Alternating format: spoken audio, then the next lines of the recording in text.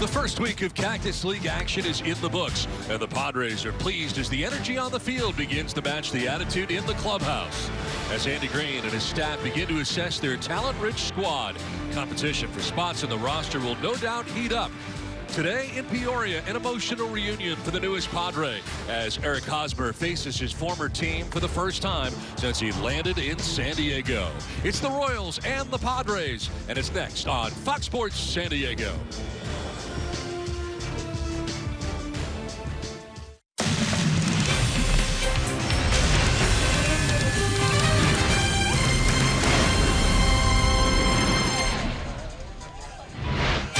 We welcome you back to the desert of Arizona. It's Cactus League baseball. The Padres are back home again in the desert in Peoria and Peoria Sports Complex. Today, it's the Kansas City Royals and the San Diego Padres in spring training action. We welcome you inside the stadium, everybody. Don Orsillo along with Mark Sweeney. Welcome to Padres baseball. What a day today is with Eric Hosmer on the first base for the Padres today and playing in the lineup again for San Diego. Eric Hosmer, kind of a strange day for him as he comes in to take on the Kansas City Royals, his old team. The only other team he knew prior to this season, of course, signing with the Padres. And he's going to match up against a lot of his former teammates, and that includes today's starting pitcher for the Kansas City Royals. And Danny Duffy was on the hill, and they were very close, not only in the minor leagues, but the majors. And this is what Duffy had to say after Hosmer joined the Padres. One of the best humans I've ever met, one of my best friends of all time. I told him yesterday, my happiness for you trumps the bummer that I'm feeling. It's going to be a strange day for Hosmer, going to be a strange day for Danny Duffy, but for Hosmer, the first of getting this out of the way, I think. Yeah, and you're probably happy that it is in spring training, but they spent 10 years together in the minor leagues and also the big leagues, and that is very strange. It's going to be very strange for Eric Hosmer today, even though there's going to be a lot of laughs, a lot of hugs, embraces to understand there is a challenge today, but he's probably excited just to move on forward. This is a new opportunity for him in San Diego, and he's thrilled for that opportunity, but this is a step in that progression. Well, today we're going to get a look at Brian Mitchell, which would be fun. The Padres starting pitcher came over from the Yankees. He gets the nod. Bob Scanlon with more when we return next on Fox Sports San Diego.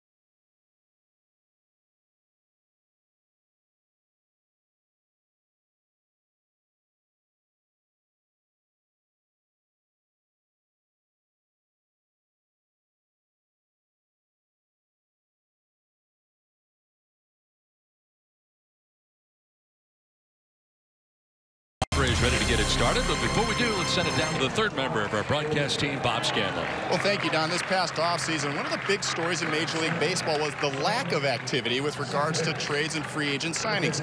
But while many general managers were sitting on their hands, A.J. Preller was busy adding more talent to this organization. And one of his moves was to bring on right-hand pitcher Brian Mitchell from the Yankees in a trade that also included Chase Headley to bring him back to the Friars. Now, although he was a top prospect for the past 4 seasons, Mitchell had been bouncing back and forth between the big leagues and the minor leagues, between the rotation and the bullpen, very unsettling. But as soon as he joined the Padres, Andy Green declared that his spot in the rotation was set in stone. Does that make a difference? No question about it. Here's what Mitchell himself had to say about it.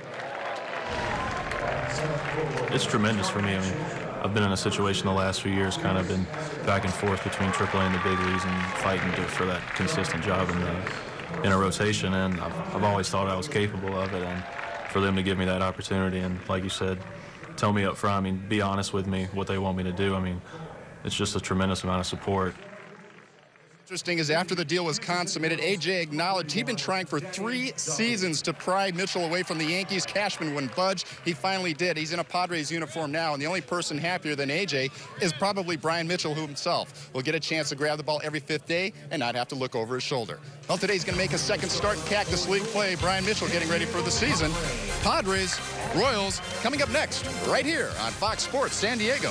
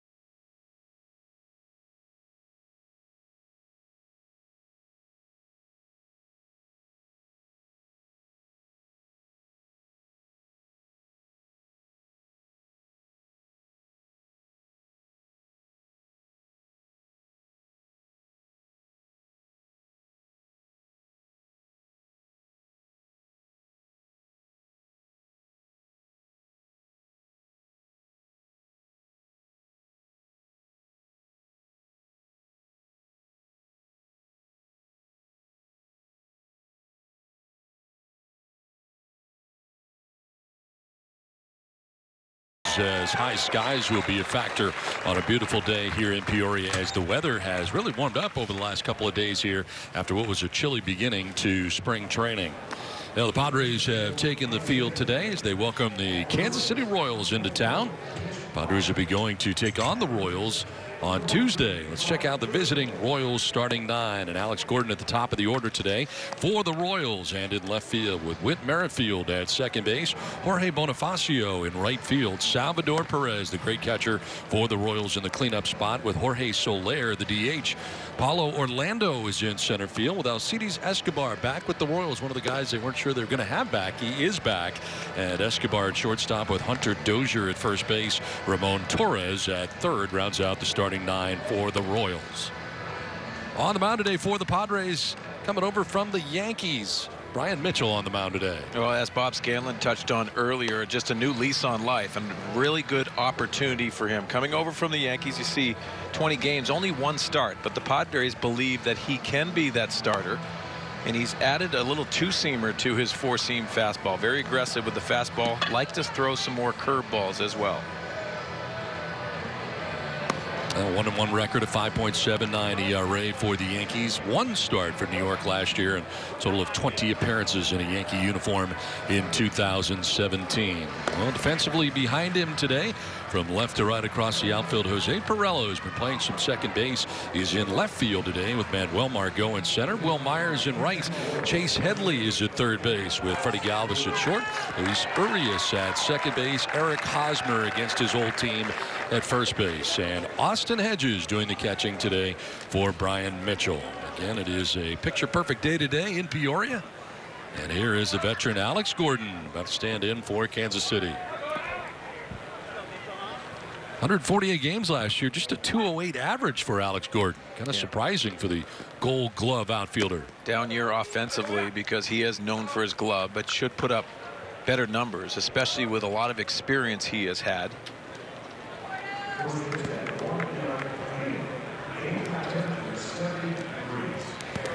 Now Gordon leading it off. Merrifield and Bonifacio expected here in the first inning. And what can we expect today from Brian Mitchell? Well, for Brian Mitchell, aggressive with the fastball. Anytime you're starting to get those opportunities, you have to show fastball command to both sides of the plate, but also like to see that good breaking ball.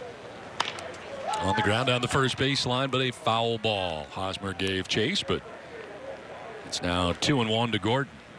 Now these Kansas City Royals are going through transition. Obviously, you lose Eric Hosmer. He signed with the Padres. Lorenzo Cain is in Milwaukee. But also, as you touched on, Escobar signs back, and Mike Moustakas does not have a job yet. Very different looking Kansas City Royals team than a year ago, and they knew it to end the year that it was going to be very difficult to bring back a lot of those guys that are still out there. Moustakas, as you mentioned, and of course Hosmer going to the Padres, and very different looking for guys like Gordon and Escobar who return. So all of a sudden is a very young roster. That'll be difficult. Obviously, Salvador Perez is another one of those mainstays. They're still here, but in transition is this organization after a very good run. And leadoff walk for Alex Gordon gets it started, and here is Whit Merrifield, second baseman for the Royals. Already Manuel Margot over to right center field. A big gap out there in left center for Merrifield. Hit a .288. 19 home runs a year ago. 6 for 11 on the spring already is Whit Merrifield, so he's off to a hot start. This is a player, if you watch the Kansas City Royals, you fall in love with. Plays the game hard. Also, versatility has a lot to do with his game. Merrifield, 29 years of age. And a strike over the outside corner.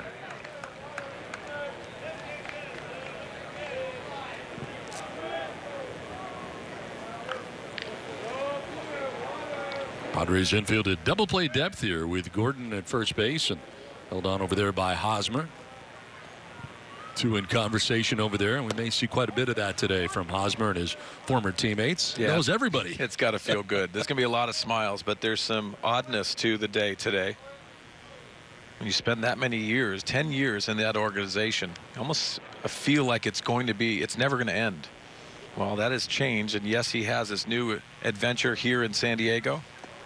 Low throw, and it's dug out. And that's one thing I'm looking forward to seeing often. Guy can really dig it out at first base in Eric Hosmer. You know what the big difference is to me too? Just like that, you're going to be able to take some throws, dig those balls out of the dirt, but also left-handed first baseman, tagging the runners, those opportunities to possibly pick guys off. That's where Eric Hosmer is going to benefit. 2-1 to Merrifield, and he'll take that for strike two. Now that's the curveball that everyone's talking about. Kind of froze him right there. Looked like he was looking for something else. Merrifield batting now with Bonifacio waiting on deck. Royals batting here in the top of the first inning. See if he goes back-to-back curveballs here, or maybe elevate a fastball. Line to right. Myers coming in, and it'll drop in front of him. A little indecisive there as to what he wanted to do. Wasn't sure if he was going to charge that ball, and he kind of backed off, and it lands in front of him for a base hit. Whit Merrifield continues to be hot. 7 for 12 to this point. 2-strike hitting. These are the tough plays for Will Meyer out in the outfield, and the reason why, it's always that first step, that line drive at you that poses problems. So the ones right at you. Very difficult. Coming off the right-handed bat's going to sink a little bit. You have to commit to that, but there's also times where you're going to have to keep it in front. That's a nervous feeling for a guy that's spent a lot of time in the infield in previous years. Brings up Jorge Bonifacio, who gets started in right field today for the Royals. And hacking at that first pitch, fouls it back. So I guess the trouble really is depth perception and trying to figure out how well it's hit, whether it's going to get to you, and if not, you're in trouble. We'll be by you. Because there's a lot of fungos. You're preparing a lot of reads off the bat, but also batting practice has a lot to do with that. You're seeing it off the bat. That has something that you feel comfortable with. You can take fungos all day long to track them into your glove, but until you get those game action and when you're trying to make those split decisions. Time called very late. PA system sounded like something came on there, and home plate umpire Jordan Baker asked for time very late as Mitchell was about to throw. Well, Myers has been making the adjustment fairly well out there to right field from first base, and did have a miscue in the first game that he played in right field during the spring. Been playing back-to-back days, then taking a day off, and in there today. As that pitch will miss for ball 1. Come on, Mitchell, let's go.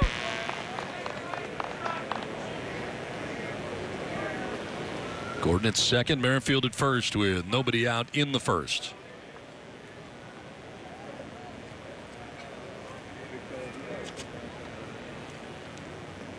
Salvador Perez waiting on deck here for the Royals. I imagine there's a good bit of nerves going on today for Brian Mitchell, too. This is a guy that the Padres wanted badly in that deal. Well, and they also hear the same comments that we're reacting on. You heard Bob Scanlon talk about, hey, he has the opportunity. They penciled him into the rotation. You still have to go out there and prove it. It's always the mentality of guys that are searching for that task. He wants to be a starter in the big leagues. He didn't get that opportunity with the Yankees. And now he's getting a full opportunity for the Padres. Down the line at third, but foul just outside the bag, and Lee gave chase.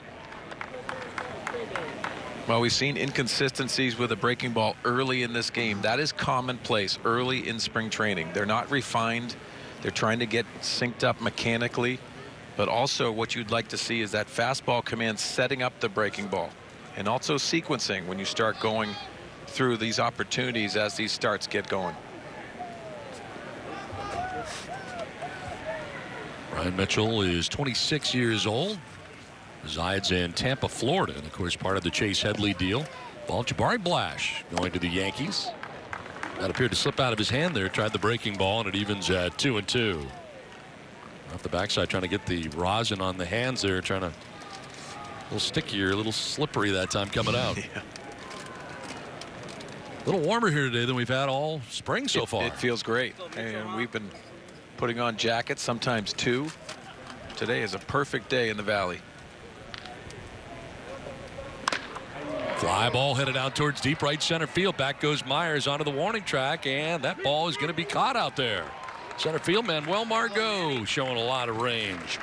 Out to right center field onto the dirt of the track, and right in front of the 385 marker out there in right center.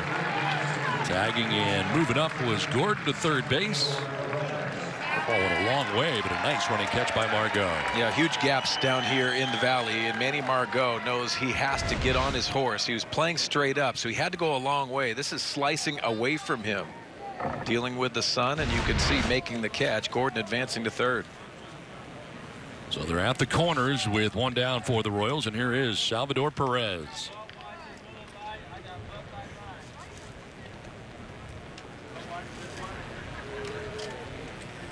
Seems like he has been in the big leagues forever. He is still just 27 years old. Yeah, I think a lot of people talk and compare him to Yadier Molina, just the way he handles staffs, the way he handles himself, but also a clutch hitter.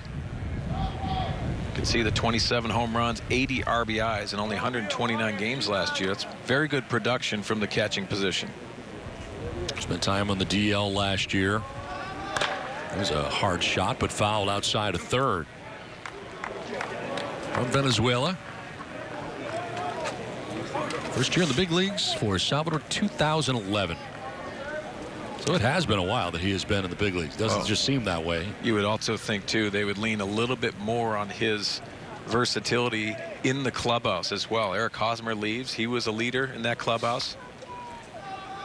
Certainly is among the pitching staff. There's no doubt about that.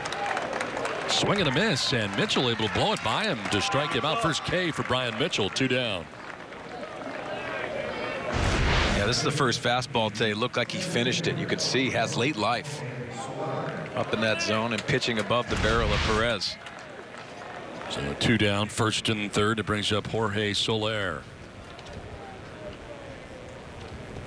Remember all the fanfare about Soler coming up through the Cubs organization and getting to the big leagues for the first time with the Cubs. Takes that breaking ball high. I almost felt like he was the untouchable when it came down to the Chicago Cubs and their influx of young talent. Goes to the Royals last year, spending time between Omaha and Kansas City. Hit at 144 in 35 games in the big leagues with the Royals.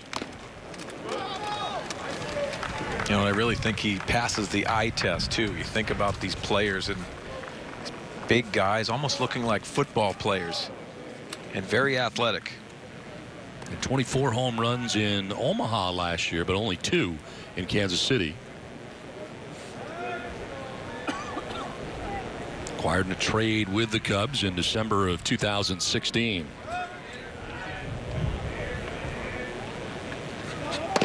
Mitchell trying to work his way out of this jam. He's up over 20 pitches in the first innings. Had to work hard. That's 22 now. Yeah, and that's commonplace for the Padres of late. They got to try to get in a rhythm a little bit easier as a pitching staff. Taxing innings early in camp when you don't have too many innings working. Runner goes at first, swung on and fouled off to the right out of play. That time Merrifield got a jump at first base. Look at that oven mitt he's got on his left hand. Yeah. A lot of guys going to that now. That's for sliding too, because there's so many times that guys will slide in head first, which they have the speed to do that, and they hook that thumb, which really stresses those ligaments in that thumb. All kinds of hand guards. That's Alex Gordon at third. Here's the oven mitt. The full mitt. Could use that with your cooking. Soler will lift it in the air towards left center field. Perella and Margot will make the catch on the track. 2 of them out there on the warning track in the inning, but Mitchell works his way around a walk and a single to begin the inning. The Padres are coming up.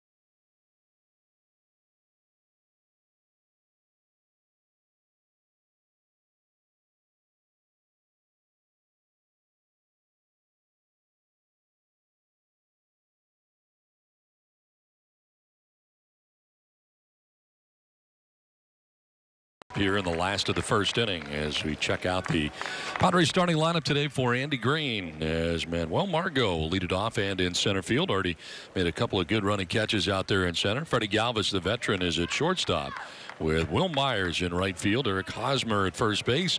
Chase Headley at third base with Jose Perella in left. Austin Hedges does the catching with Christian Villanueva at DH, and Luis Urias getting another start at second base. And Urias seeing a lot of time during the spring here for Andy Green. And Danny Duffy on the mound today for the Royals.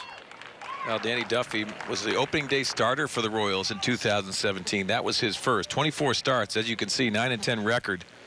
Only 41 walks, 130 strikeouts. Fly ball headed out towards left center field. Gordon coming from left, but he'll get called off by Orlando. Makes the catch out there in center, and Margot is retired. Let's check out the Royals defensively today. Alex Gordon getting the start out there in left field with Paulo Orlando in center field. Jorge Bonifacio in right with Ramon Torres at third base. Alcides Escobar at short with Merrifield at second base. Hunter Dozier at first base, and Salvador Perez doing the catching today for Danny Duffy. One down in the last of the first, and it brings up Freddie Galvis. Andy Green talking about that shortstop spot today before the ball game, and really is kind of interesting. They signed Freddie Galvis. He comes over from the Philadelphia Phillies here to the Padres, and you're in a situation now where you really don't have a backup per se for him, and he is going to play every day. He played in every game last year, all 162 as you see there with the Phillies. You expect him to play every day, but you do need to have a backup of some sort. You know, typically on a 25-man roster, you're going to have a guy that is very comfortable at shortstop, because if you're going to make that change, he has to make outs, especially with the pitching staff like this, inducing a lot of ground balls. Freddie Galvis really wants to play every game, so that's a good thing. But to your point, you need somebody that is going to be out there, and you can give them the spot start once in a while and give Freddie Galvis a break. But of the other infielders the Padres have, not somebody that has played shortstop on a regular basis. Seen a lot of the minor league shortstops playing in games. Javi Guerra getting a good amount of time at shortstop. Yeah, and that's time for these younger players to really make an impression, but it's an opportunity to play early in these games, which I think is good. Also, getting those starts when you're going on the road, because typically that's where you use your backups. I think Dusty Coleman comes to mind. Fernando Tatis Jr. has seen a lot of time too. And he looks very good. Obviously, he looks comfortable at 19 years old. Galvis lays off a pitch. And it evens at 2-2. Had 2 hits in our last game on Wednesday, both coming in the same inning. Everything goes right. It looks like Danny Duffy will be the opening day starter for the Royals. Ian Kennedy is slated to pitch tomorrow, so this is the first start in spring training, so you would think they would map it out accordingly. And if he is healthy, it looks like he will take his second opening day start. 29-year-old. Originally a third-round draft choice, and 9-10 last year for the Kansas City Royals, a 3.81 earned run average, and 24 starts for Kansas City. The year before, though, 2016, he was 12-3 with a 3.51 earned run average. Yeah, last year on the gold medal winning USA team for the World Baseball Classic. 2-0 in those opportunities. This one out towards left center field, and on the move again is Paulo Orlando, who's made the catch on the first 2 outs here in the bottom of the first inning. Well, former Kansas City Royal prospect Will Myers coming up next. And how about this picture? Will Myers with Mike Moustakas and Eric Hosmer back in the day. And now Hosmer and Myers are teammates again, but it's in a different uniform in a different city, as they're both Padres. Myers went to Tampa Bay and then coming over here to San Diego, but those three were those impact guys that were raised in the Royals organization. Yeah, Myers part of the James Shields deal with Tampa Bay. Ironically involving the Padres in a strange way too, as Shields would end up signing as a free agent with the Padres. Yeah, I don't think it's probably as strange to Will Myers, even though he has a lot of friends over there. Saw him conversing before the game. Takes a breaking ball for a strike. I think it's a tip of the cap to the Kansas City Royals organization, because when They're guys that you pluck from a certain organization. There's a common theme. They've developed some star players. Fly ball to right field. Bonifacio in and under. Got the glasses on as he makes a catch out in right field. Padres down in order in the first. Done with one without a score from Peoria. I got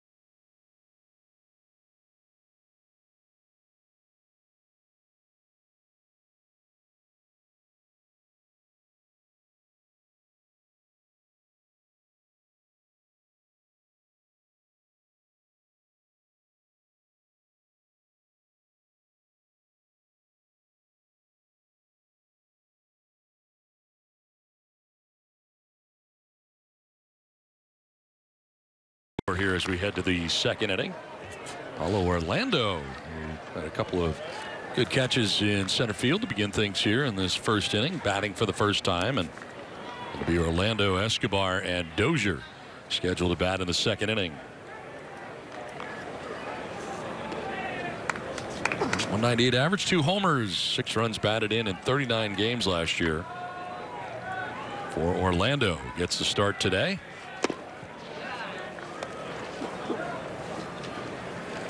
Brian Mitchell threw 24 first inning pitches. Worked hard, worked his way around a walk and a single. Was able to get Bonifacio to fly out. Salvador Perez, he struck out swinging on a fastball, and then Soler with the fly out, and that ended the inning and got out of it unscathed. Yeah, you would think about Mitchell probably being a little more aggressive in this second inning of appearance. I wonder how long they're going to extend him as well, being the second start.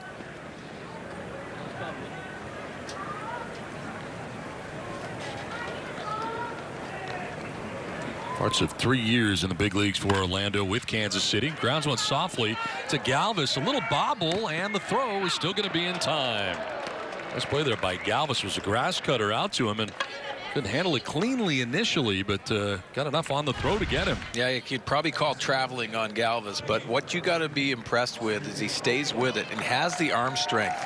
See him zipping it over there with also Hosmer digging that low throw out. Well, those are the little subtleties that, as you mentioned, balls in the dirt, but also the low throws. Being able to be athletic over at first base, that's going to be a huge benefit. LCD's Escobar batting out of the 7th spot last year at .250 average, 6 homers, 54 runs batted in, and he played in every game. Look out, fastball riding up and in.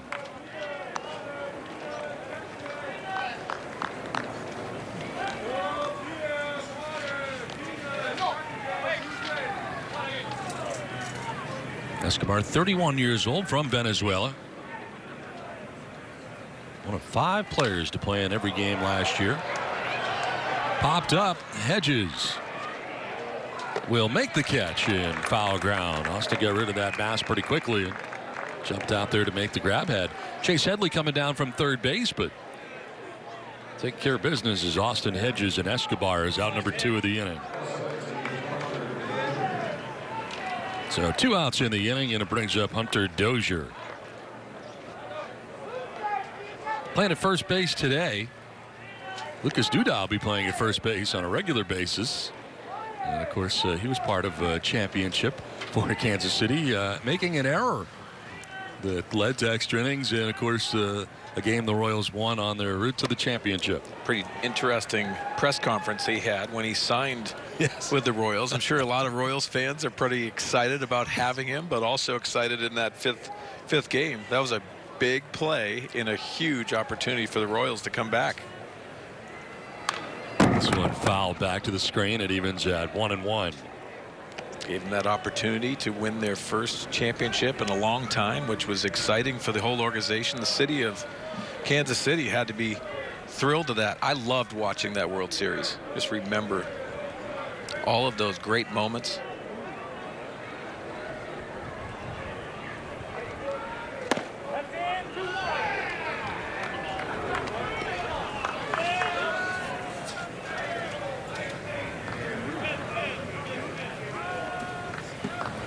Mitchell is now retired 5 in a row. There's the first 2 outs here of the second inning. Those were thought about it, but it's in the dirt. They were talking about that press conference with Lucas Duda being introduced, and he got the trophy right over his shoulder. Couldn't help but notice. Yeah, and does that speak volumes about that picture and that press conference? Absolutely. Probably wanted to shift him over about 5 feet to the left. Here's strike 2. Grab the outside corner and a full count now.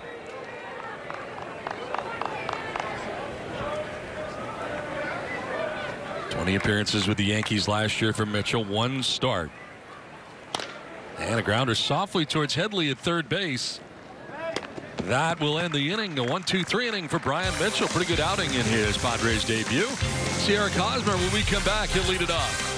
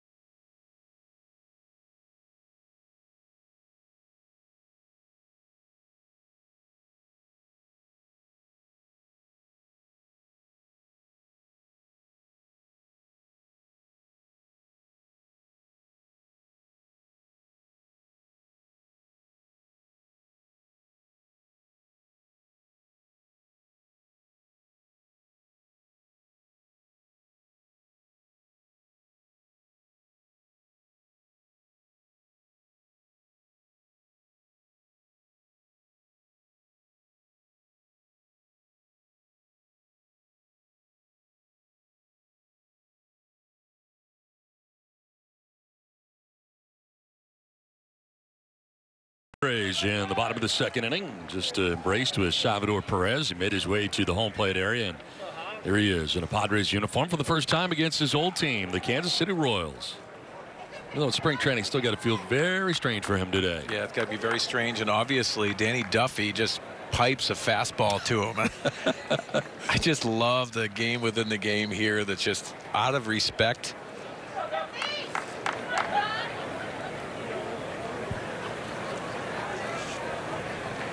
It's got to be very odd to face the Royals, but very odd to face Danny Duffy, who you've been playing behind and with for a number of years, not only at the major league level, but at the minor league level, and now you're doing it here. Yeah, because when you spend some time around Eric Hosmer, and I think the Kansas City fans know this all too well, he is first class through and through to everybody. And he has a certain presence around the fields that I think is obvious when you think about the San Diego Padres and going out and acquiring somebody like this. This is what you want to do. Popped up, little pop up towards the shortstop Escobar, shielding his eyes from the sun as he makes the catch a stride on the outfield grass. So Duffy wins that battle with his old friend Eric Hosmer. And Duffy off to a good start.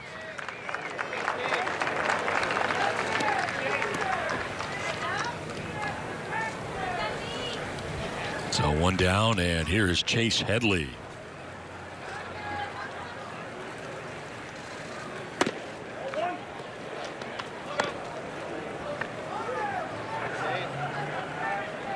Well, Headley coming back to the Padres again. Last year with the Yankees, 147 games. He's the regular third baseman for Headley. And it appeared for a while there after the Padres got Headley along with Brian Mitchell that he may be flipped somewhere else before the season would start. But here he is during spring training. Well, we talked about the strangeness of the offseason and free agents and acquiring them. I think it was such a strange year. There was not a lot of movement that it probably prevented a move of maybe flipping Chase Headley. On the ground to shortstop as Escobar fires to first base, and Headley's retired. 5 in a row retired by Danny Duffy.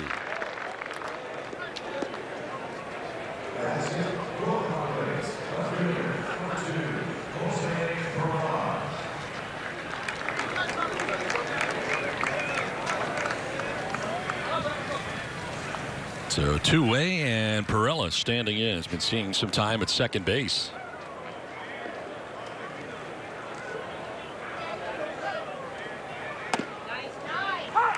And really, that will add to his versatility and hopefully trying to find a way onto the roster here at this point. And with all the crowded situation going on in the outfield, if he can play some second base, that certainly will help his chances. Well, especially against left-handers, you're going to try to probably get some more playing time with him, more at bats, because Carlos Asuaje, who is probably the favorite to start at second base, there's all other options as well.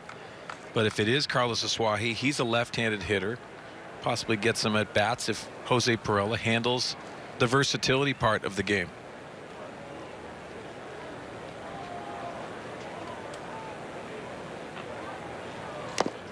That'll skip in for ball 2. Really have to try to find those at bats, because Jose Perella, to me, in my opinion, had the most consistent at bats when he had opportunities to play every day.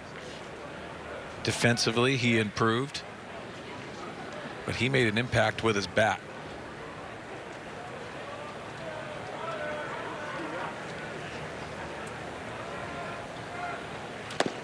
Off balance cut right there, and it evens at 2-2. Very good change up by Danny Duffy. You can see the arm speed, but also working off of that fastball location. Just fades away and away from Perella's bat. Outfield for the Royals, playing him to go the other way. Orlando, the center fielder, over towards right center.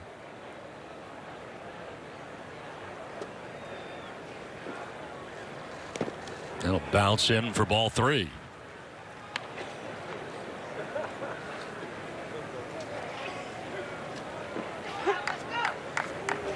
Five in a row retired by Duffy to start his outing. Imagine he'll go a couple innings. This is his first start of the spring.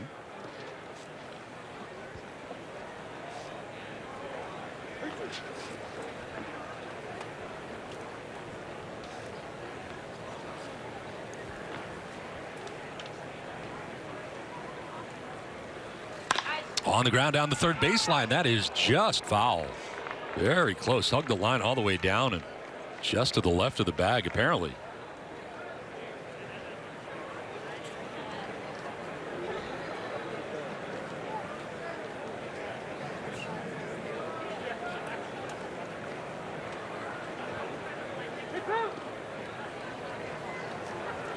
Austin Hedges waiting on deck with 2 away.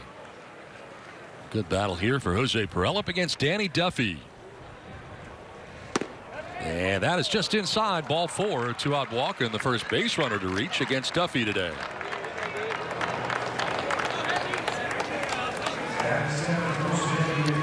Padres opening series weekend presented by Saquon Casino is March 29th through the 31st against the Brewers. Don't miss the festivities all weekend long, including an all-fan fleece blanket giveaway on Saturday the 31st. Get details and tickets at Padres.com. And Milwaukee Brewers going to be good this year coming in. They have loaded up. Craig Counsell, after a very successful season last year.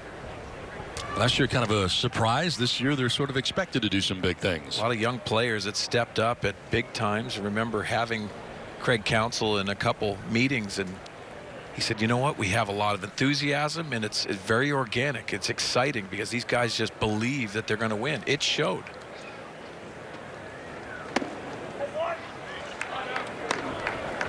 Austin Hedges batting for the first time today. He's off to a great start during the spring.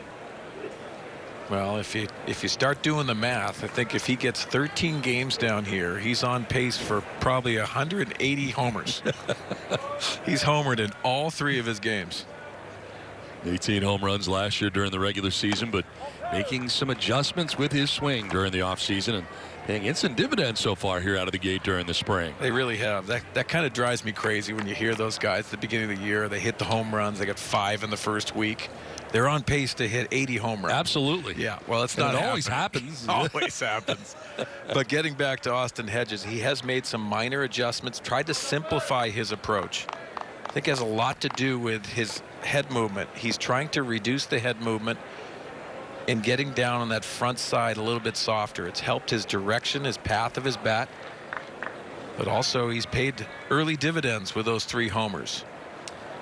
Never been a big on-pace guy. I just I don't see. No. Baseball is too hard a game, and it usually evens out in the end. Even if you're hot for a little while, it's tough to say you're going to be able to continue that for much longer.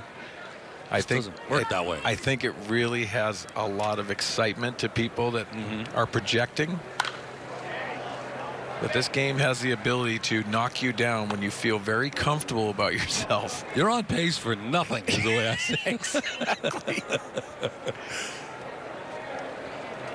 Well, Austin Hedges has really made some improvements. So many times you think about he's made the transition of a major league catcher. Now that offense has to catch up. Takes a lot of pride in changing that. Good size lead at first for Perella, and this one fouled back again. I think a lot of the young hitters, they want to try to produce, and how they produce is try to overswing a little bit. They have longer swings.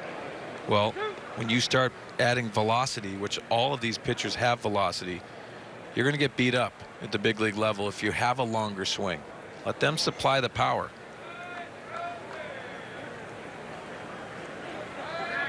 What you learn is try to get that barrel to these velocity fastballs, and if you can do that, the ball's going to be driven. Saw so many home runs. That home run rate increases every single year. Unfortunately, the strikeout rate does as well.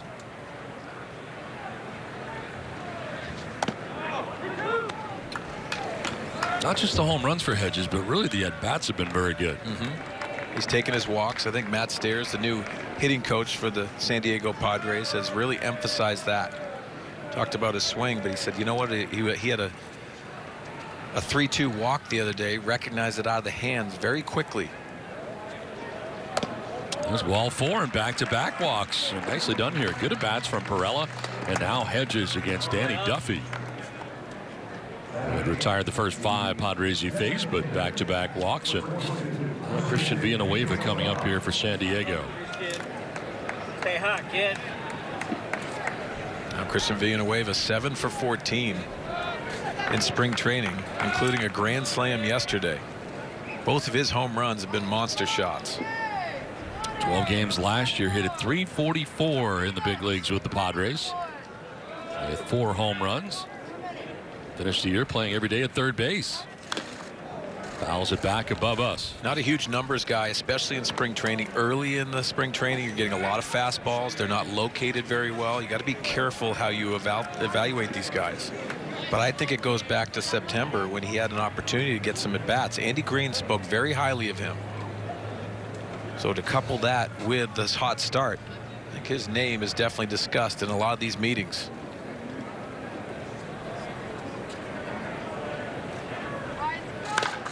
Fly ball hit pretty well out towards left center field. Alex Gordon headed back there towards the track and the wall. And that ball is off the wall. Perella has scored. Austin Hedges going to try and score. He will. 2 runs in on a wall ball double to left center field for Christian Villanueva. His hot bat continues, and the Padres jump out to a 2-0 lead. Well, Danny Duffy running into some trouble with the walks, and now a 2-run double to left center. Now 9 RBIs for Christian Villanueva. How he does it. Watch this ball. He goes out and gets it. Down and in. And he touches it off that left center wall. Looked like it hit the bottom part of the wall.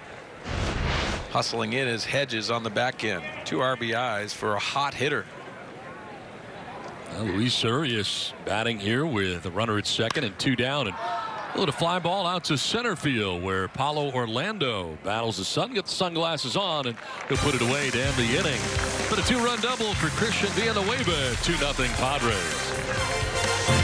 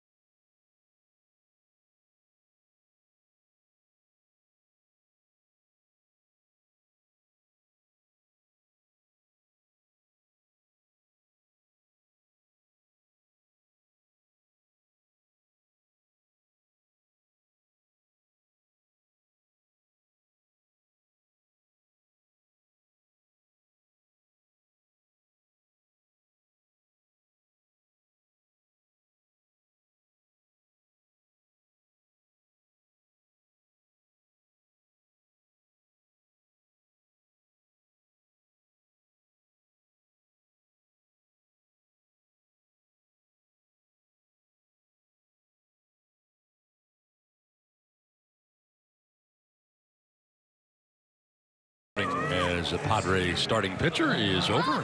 Good to get that out of the way, I'm sure. Looked very good and battled the first inning. He said 24 pitches. But he's a little more aggressive in his second inning of work. They have to be very pleased. Buddy Baumann into the game. 23 games, a 2-1 record with a 2.55 earned run average. Trying to work his way into that bullpen scenario that is very strong for the Padres heading into the season. You know, Andy Green and staff has a lot of options.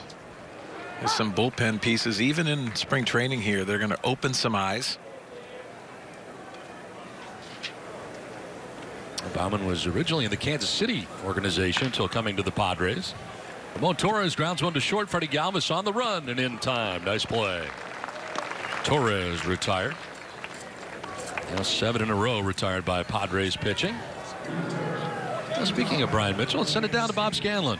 Well, thanks. Standing here next to Brian Mitchell. Brian, congratulations. Outing number 2. How'd you feel out there? Good. You know, I thought it was another successful outing. Keep building the pitch count up and just keep progressing through spring. Okay, you got to tell us, how is the transition going? You spent 8 years of your life coming up in the Yankees organization, a fresh start here with the Padres. How's it feeling so far? It's been a blast so far, man. I mean, the team is awesome. The environment's great. You know, we got a good energy, so it's been nothing but fun so far, man. And as far as you're concerned, just knowing that you're going to get the ball every 5th day, not have to be looking over your shoulder, that's got to be a little bit comforting for you in terms of your approach coming into the season. Yeah, I mean, definitely peace of mind for sure. I mean, I can take that and just pretty much build to that first start of the season, you know. Brian, we know your repertoire: fastball, curveball, cut fastball, changeup. I mean, there's a lot on the table there. Curveball is the go-to pitch. I understand you're working on a 2-seam fastball as well. How are you incorporating that in so far? Pretty much kind of split in half and half, 2 seams and 4 seams, you know, but definitely curveball is the go-to pitch for sure. Okay, now we understand that you can also play a little first base. Last year you got the opportunity. You pitched the 9th inning. You go over to first base in the 10th. You come back in the 11th. Tell us about your experience manning first base. I was very nervous. I mean, I can definitely stand out there, but as far as defend the position too well, that's another story. But that was fun for sure. And the first pop-up got the best of you, but you came back and you caught the second one, right? I got the second one. I was ready for a grounder, man. You know, that's what I was anticipating, and I got that little jam shot blue, but I got the second one. You were looking to make a diving play? No, I was just ready for something on the ground. I wasn't anticipating a short fly ball for sure. Okay, you're over in the National League now. Can you swing the stick a little bit? I have been for a couple of weeks. I guess we'll find out soon. As long as you can bunt, right? I feel pretty comfortable with it. Yeah, that's good. Brian, great to see you out here. Congratulations, and I look forward to seeing you soon. Thanks, guys. All right, Brian Mitchell getting it done, guys. He's on his way. Talk to you. All right, thanks very much, Scan. There's a liner by Galvis at short into left field for Whit Merrifield. And Alex Gordon up to second base. Gordon had been hit by a pitch. So all of a sudden here, the Royals with 1 out have runners at first and second. This is when everyone's saying to Whit Merrifield, why don't you save some of those? Well, this young man can flat out hit. 2 for 2 today. Single to right in the first, and now singles to left here in the third. That brings up Jorge Bonifacio. Glide out deeply to center field, and Manuel Margot in the first inning. Salvador Perez making a nice snag over there by his dugout.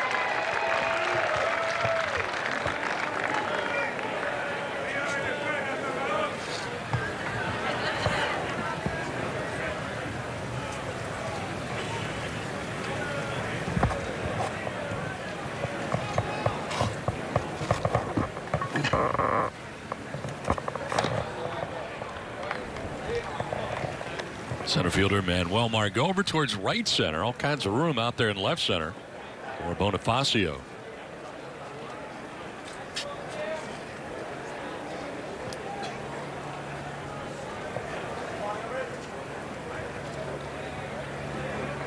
Buddy Bauman, the second Padres pitcher of the day.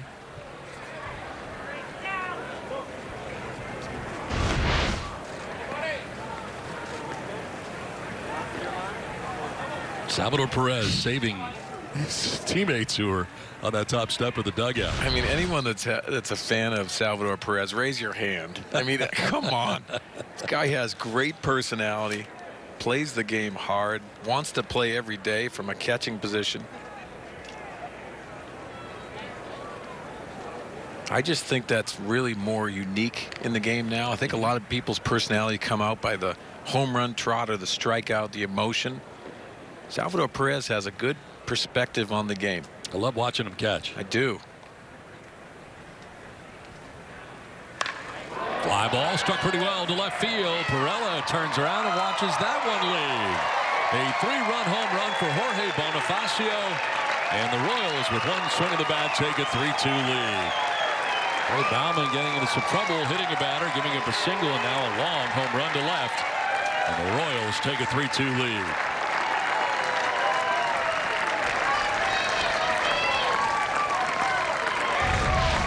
Jorge Bonifacio, you see, wanted the fastball elevated. It's not just elevated enough. Bauman's reaction really comes into play. But what a swing by Bonifacio. Made an impact on this Royals club. Driving the ball at the ballpark. Can't make mistakes to good hitters. Now trying to bounce back here against Salvador Perez, who struck out swinging his first time up. That was against Brian Mitchell, who started today.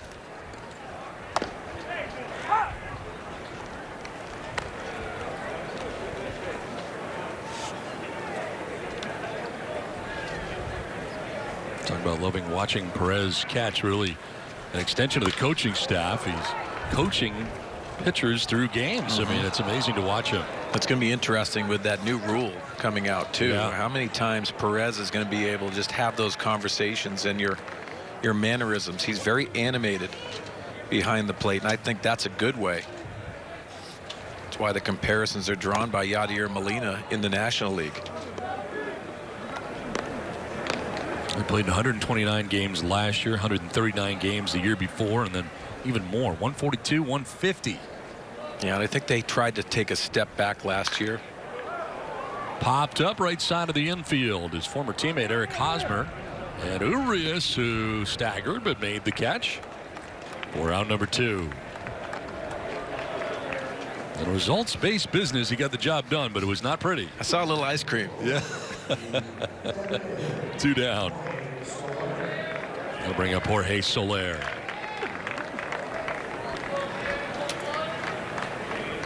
Soler flied out to the warning track in center field. His first time up. Ball caught out there by Manuel Margot. Pretty consistent breeze out there in center field, per usual here at Peoria Stadium. Flags out there pretty much pinned to center. Well, because you look back and you see those flags, you might want to take an extra step back.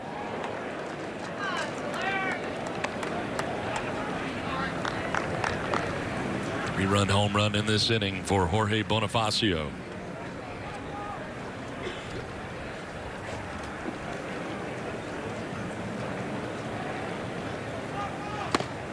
Like the timing on that. I said they're pinned to center, and then we show it and they're going from right to left. Pretty good. It's a swirling wind. It is swirling. It is. We're at Wrigley Field. That is strike 3, and Soler strikes out looking, but the damage done. Bonifacio with a 3-run shot. 3-2 Royals lead. I've got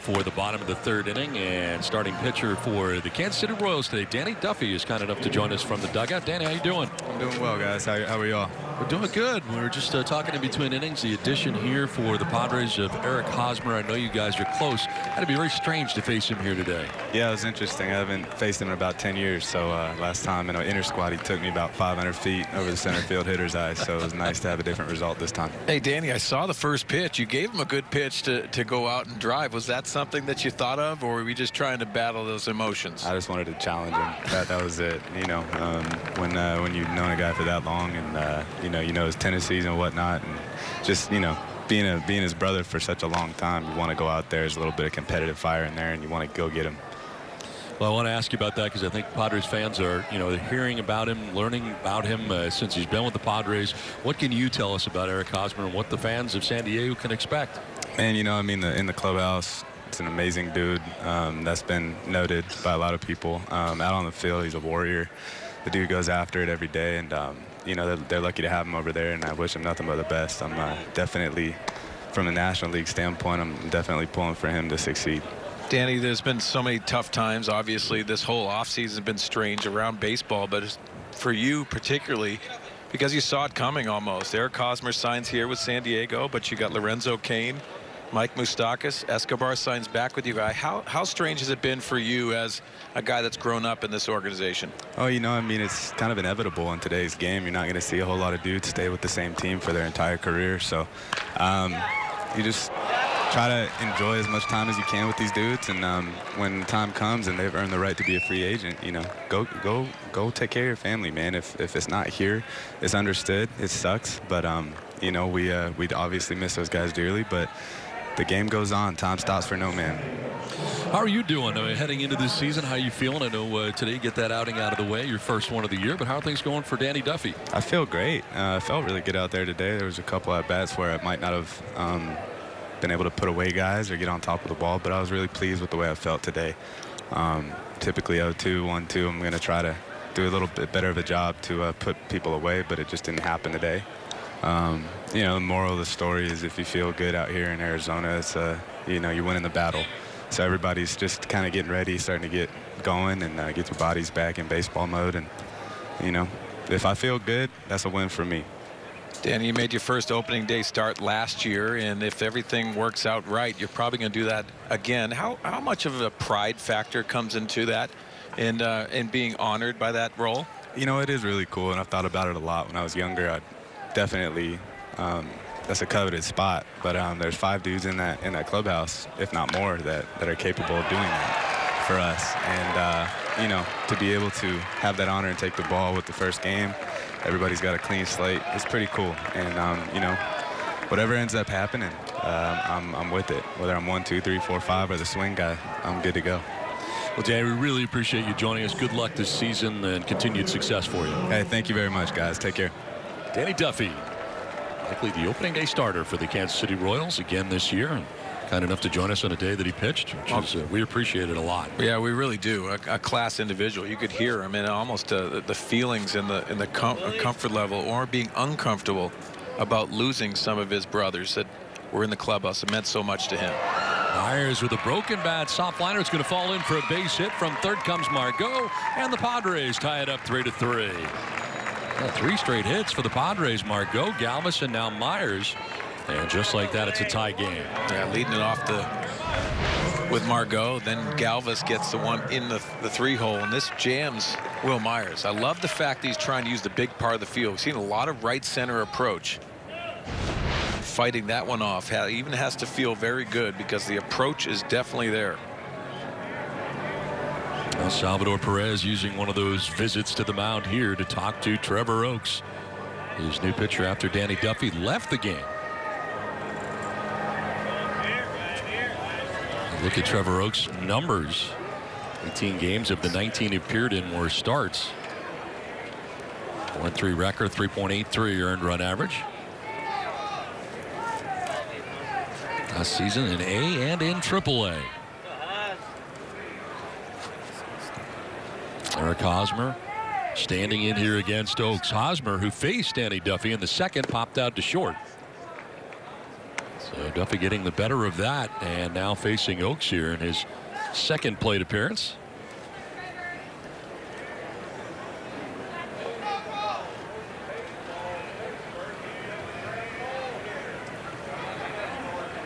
Bats with Galvis at second, Myers at first, and Hosmer lays off that pitch running away.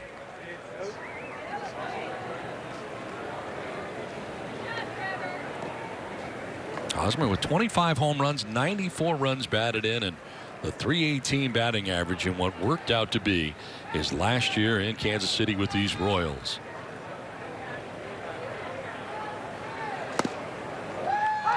Watching the Royals in the last couple of weeks of last year's season, and just got the feel they all knew that this was the end of what was a pretty incredible run there in Kansas City. Yeah, I thought Ned Yost did a really good job. Obviously, the coaching staff was involved too, but taking those guys off the field and having them get the recognition that they deserve, because there was an uncertainty going into this offseason. If you were a Kansas City Royals fan, you almost assumed it was going to happen. But to give the tip of the cap, and I think Eric Hosmer was the class individual we've heard that he was, and now we get to see it. Did a classy move. He ended up putting into the newspaper last week his thanks to the fans of Kansas City, but also the organization, which really molded him into that individual. Grounded to short. Escobar will go to second for one. On to first. That's two. On to third base goes Galvis, but a much needed double play there for Trevor Oakes.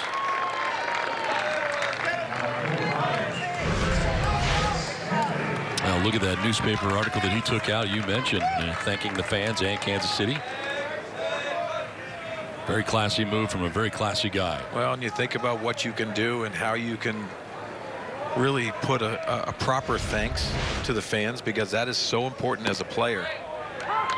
And Eric Hosmer understood that they went through a pretty good stretch, obviously losing the World Series and then the following year going in and winning a championship for that city.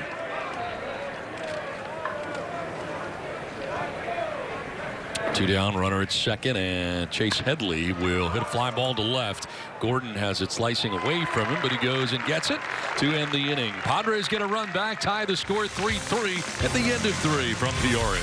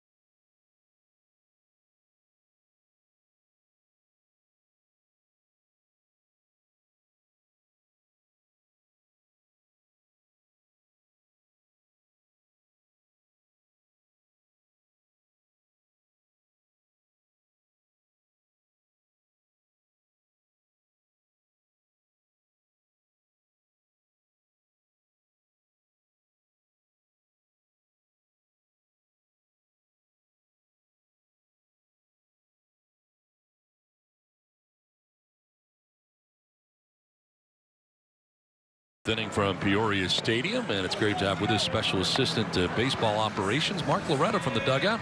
Mark, how you doing? Good, well, boys. How are you? Very good. How's spring treating you so far as we get into games here now, and really earlier than ever before, but getting games going? Yeah, it's going to be strange to start the season in March this year, which is a first that I've ever heard of. But yeah, the guys didn't have a lot of time before the game, so you've kind of seen some of the veterans kind of ease into it, like Hosmer and Headley and those guys. But it's been great so far. A lot of young players we've gotten to see on the field so far for us. Mark, you spent 15 years in the big leagues, obviously different organizations. Speak to the oddness of Eric Hosmer going over from one organization he knew for 10 years to a new one. It was always you know, kind of bittersweet, I think, to leave your first organization. You feel like you've grown up in that organization. You know, I know Hos was drafted out of high school with them. But you saw how much the fans, there's a number of Royal fans here that gave a nice ovation when he was introduced and when he came up for his first at bat. So I don't think there's a lot of hard feelings there, and people understand the business part of the game, and we're thrilled to have him. Do you have the same kind of thing when you went back to Milwaukee for the first time? Not quite as big as that, yeah, but a little bit, yeah. Yes, Milwaukee. Well, I want to ask you about, you know, this starting so early and everything else. It seems like a lot of the drills that normally take place during spring training had to be shelved a little bit till some of the mornings of game days now, just because you didn't have that extra workout time. That's right. Yeah, no question about it. And it's also been very cold out here, unseasonably cold the first couple weeks. So I think Andy's moved a couple of workouts, you know, later on in the day.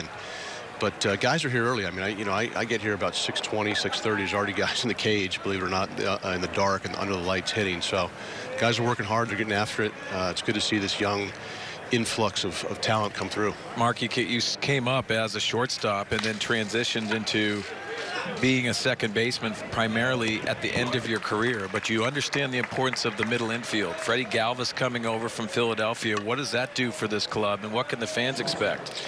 Yeah, I think he just really solidifies the infield swings. You see he makes a nice play there. He's just an excellent defender, and I've been impressed with his bat. He's handled it well. He's a switch hitter. Last at bat, he hit the ball in the hole there with a man on first to get to first and third, and real good presence too. I know he's been well received by the guys on this team. Not just the Latin guys. I mean, obviously he speaks good English and Spanish, and he's been a real positive influence so far. What are your thoughts on Luis Urias so far, getting a lot of chance to play here during the spring so far? Yeah, I love this guy. I mean, I've seen him now for 3 or 4 years, and he can really hit. I mean, he's got that big leg kick, but he can put wood on a bullet. It seems like he's never out front. He keeps his hands back, and he's probably hit 4 or 5 balls in the gap already this spring, and he's really showing well. You have to be very excited about what you're seeing here from a lot of the young guys you've seen over the years in the minor leagues who are now starting to get a chance here in big league camp. Yeah, it's fun. In the position that I'm in, it's fun to see them, go through the Fort Waynes and the Lake Elsinore's and kind of move up the chain. And, real excited about like Luis and Tatis and some of these, high-name guys. But, I think you see that MLB ranked our farm system as #1 today. So it's very deep. It's not just the big names you hear about. There's guys that are farther down the prospect list, quote unquote, but they're heck of players too. So we're real excited about the depth of this group. Mark Loretta kind enough to join us here with one away in the 4th inning. Alcides Escobar batting. Have you seen much of a change in Andy Green coming in here for his 3rd year as a manager? It seems like every year he seems a little more comfortable coming into camp. Yeah. Well, he's a confident guy, and he's a very good communicator. But I think what I have noticed, he's starting to, delegate a little bit more and a little more often. I think at first when you're a young new manager, you feel like you got to do everything, and I think Andy has learned and is doing a real nice job of delegating to his coaches. Very talented coaching staff.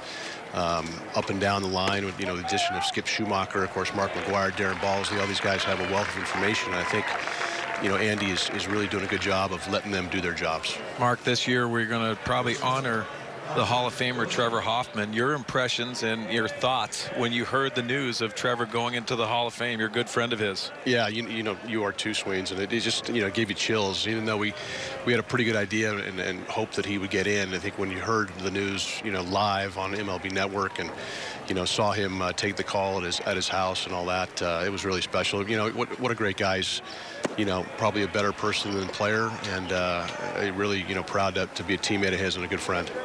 Well, Mark, we appreciate it very much. Great to see you, and thanks for joining us. Good to see you guys. All right, enjoy the spring.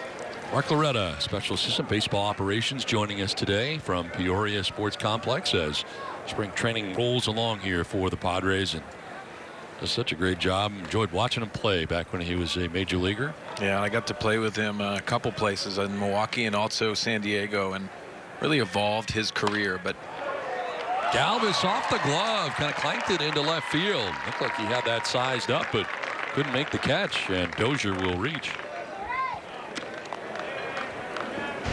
Well, almost seemed like he wanted to slide and throw and possibly double up the runner at first base, but you can see going off the edge of his glove.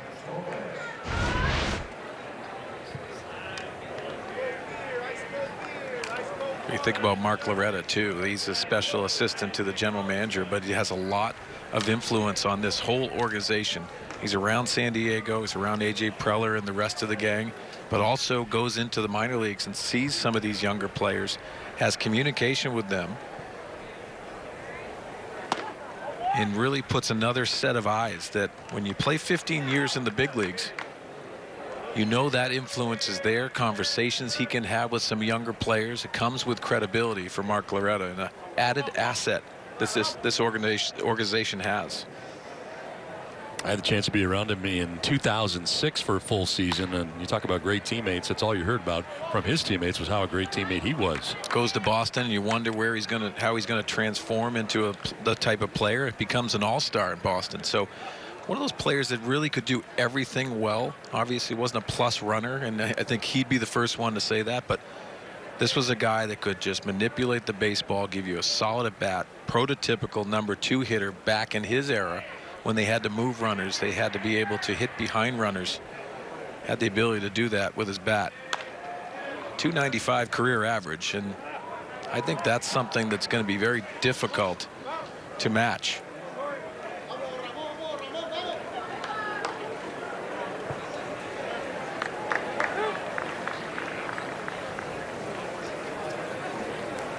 Tom Wilhelmsen comes into the game here. Former Seattle Mariners, certainly comfortable with Peoria. And trying to catch on here with the Padres. Getting an appearance, third arm used today by Andy Green. There's that pitch in the dirt to Ramon Torres.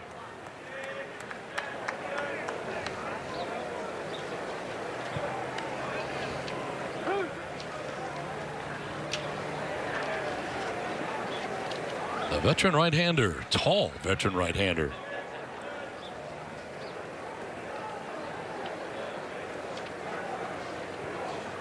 Wilhelmsen, 34 years of age, resides here in Peoria. So yeah, he's comfortable here in Peoria. He should.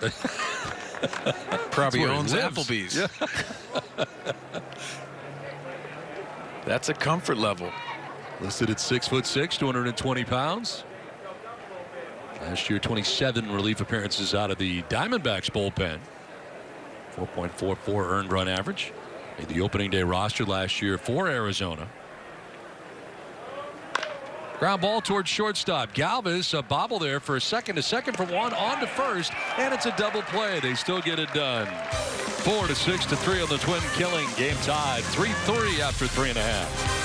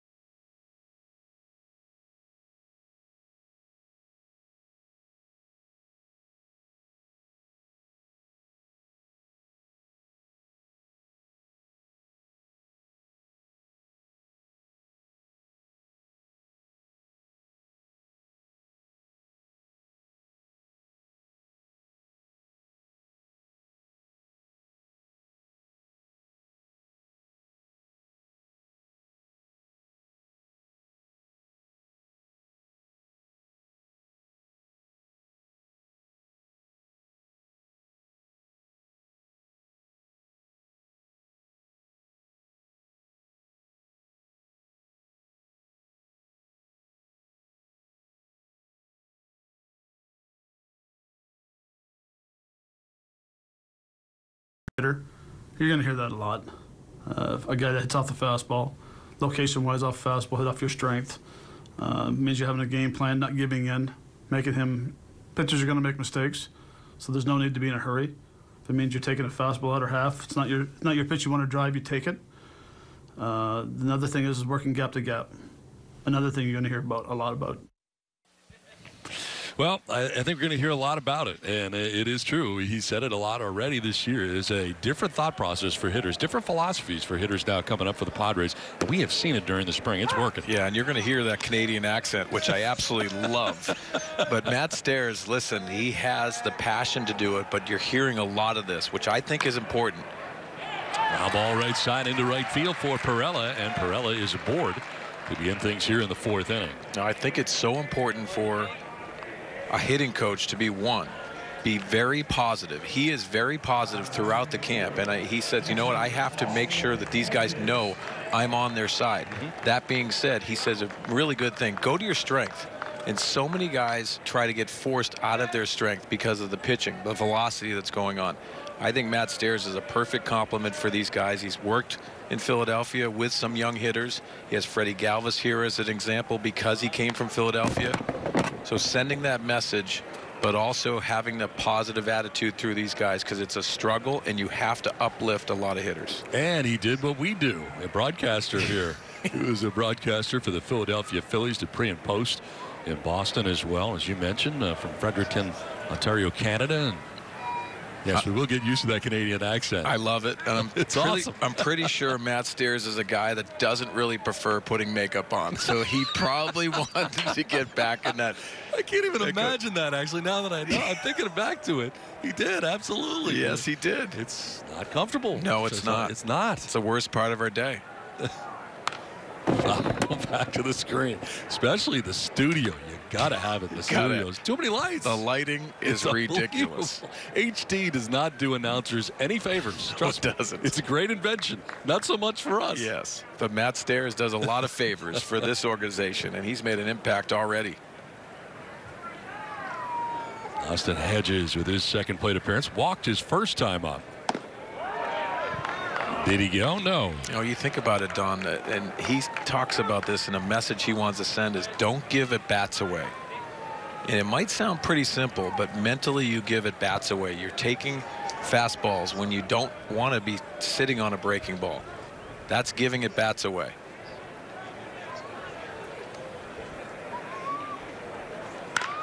Lined into right field, opposite field, base hit for Hedges. Bonifacio over to play it as Perella flying around the bases gets to third on the base hit to right. And the Padres have runners at the corners with nobody out here in the fourth inning.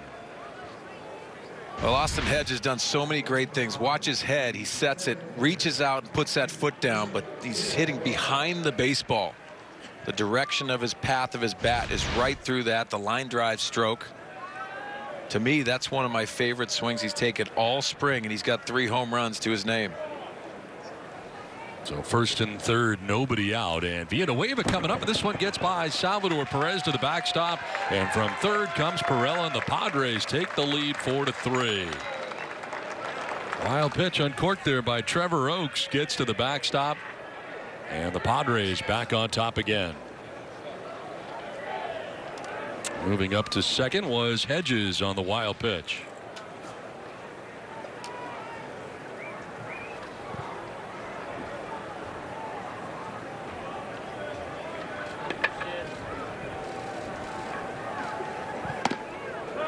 Villanueva gets buzzed on a pitch inside. 2-0. A double to drive in a pair in the second inning. Scoring Perella and Hedges. And at the time, giving the Padres a 2-0 lead. That was against the starter today for the Royals, Danny Duffy.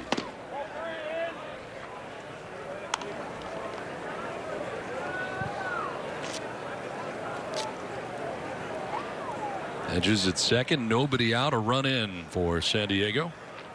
And for Oakes, his 25th pitch of relief, and that's ball 4, a 4-pitch walk to Villanueva.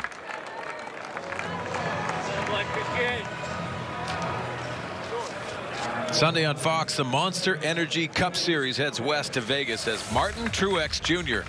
looks to defend last year's win. All the action starts at noon Pacific on Fox, or stream it live on Fox Sports Go.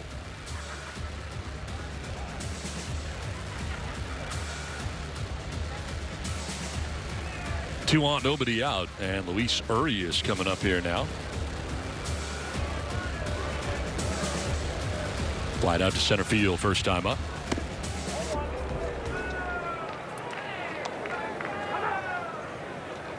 Spending all of last year in San Antonio, 118 games at Double-A and hitting at 296. Another visit to the mound here for Salvador Perez. That is 2. That'll cost him. Not that we're counting or anything. No, we're not counting. Don't count cards either. Yeah. They've got Scott Barlow up in the pen right now. Do the Royals? Oh, you heard Mark Loretta talk very highly of Luis Urias, and that this is something that he's really opening eyes early in this camp, but I think that they really realized what they had. It's a matter of how he places himself on this roster. Check swing foul to the end of the Padres dugout. Well, he's 20 years old, and that's one of the factors. You have to believe that his youth is one of the issues. But as Mark Loretta said, this guy can hit. Yes, he can. Near 300 last year in Double-A. Double-A seems to me, if you look over the course of each level, and obviously each level gets tougher, but Double-A, if you're doing that at Double-A, that's a pretty good indicator that you can do it. It is, because many of the prospects really find themselves in Double-A. Line and off the glove of Escobar at short. Kicks out to center. And everybody's going to be safe. Looked like Escobar is going to make that play, but it glances off his glove and into center field. Well, if you watch Urias out at batting practice, it doesn't wow you. But when he gets in the game, Mark Loretta said he likes to square it up, and he squares a lot of balls up. Escobar probably should have caught this. Probably would have been a double play because you see Edges getting off in an uncomfortable spot. Just slides into third base. He knows he would have probably been doubled up if that ball's caught. Two pretty short-handed shortstops today, and Galvis and Escobar both have made similar plays that they thought they should have made and had a glance off their glove on line drives. Still nobody out. Bases loaded now for the Padres, and the top of the order, Manuel Margot. 1 for 2 on the afternoon.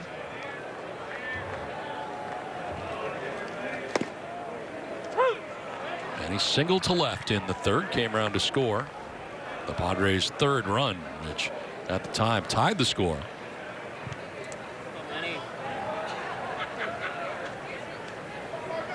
I don't know about you, but I'm expecting big things from Margot this year. I absolutely love him, and I've been asked a bunch by Padre fans, so who's your favorite player? It's easy answer is Manny Margot. Missed a month of the season last year, but I thought he showed very well in his first year at an early age. Chopped up over the mound slowly. Merrifield's throw to first is going to be late. Run will score. Everybody's safe, and the Padres take a 5-3 lead. Kind of a do-or-die play from Merrifield coming in. The ball was in the air forever on that chop out to second base. I don't know if this hit off the plate, but even in front of home plate, tends to be a little bit hard down here in Arizona. 2 strikes, and as soon as this was elevated in the air, you knew Merrifield didn't have a very good opportunity to get Manny Margot. See the swing off the plate, putting his head down and knowing he has to beat that out. Edges coming in from third with the 5th Padres run of the day. Now Galvis, the recipient of strike 1. Freddie Galvis has fly to center and single to right. Third plate appearance of the day for the Padres shortstop. It's been a battle here for Trevor Oaks. Gave up a run in the third and so far has been touched for 2 here in the 4th inning in relief of Danny Duffy today.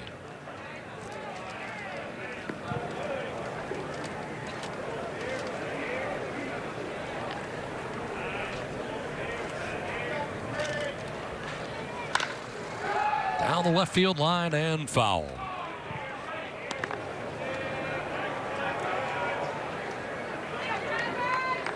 Home runs last year for Galvis, 61 runs driven in, a .255 average for a guy who played in every game last year for the Philadelphia Phillies. Turned out to be his last year in Philadelphia. To center field. Orlando out there, back a step or 2, makes the catch. Tagging at third is Villanueva. He will score, and the Padres take a 6-3 lead. A sacrifice fly for Freddie Galvis. That is just the first out of the inning.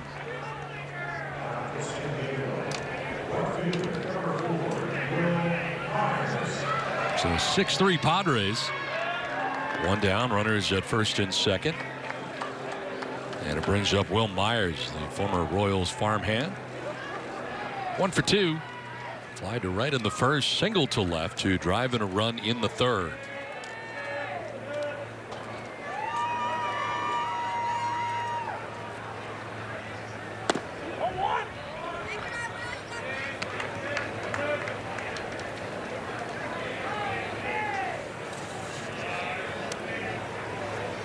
Talked a lot about Eric Hosmer, but we haven't really talked about what it means to Will Myers, and to me it would mean a great deal.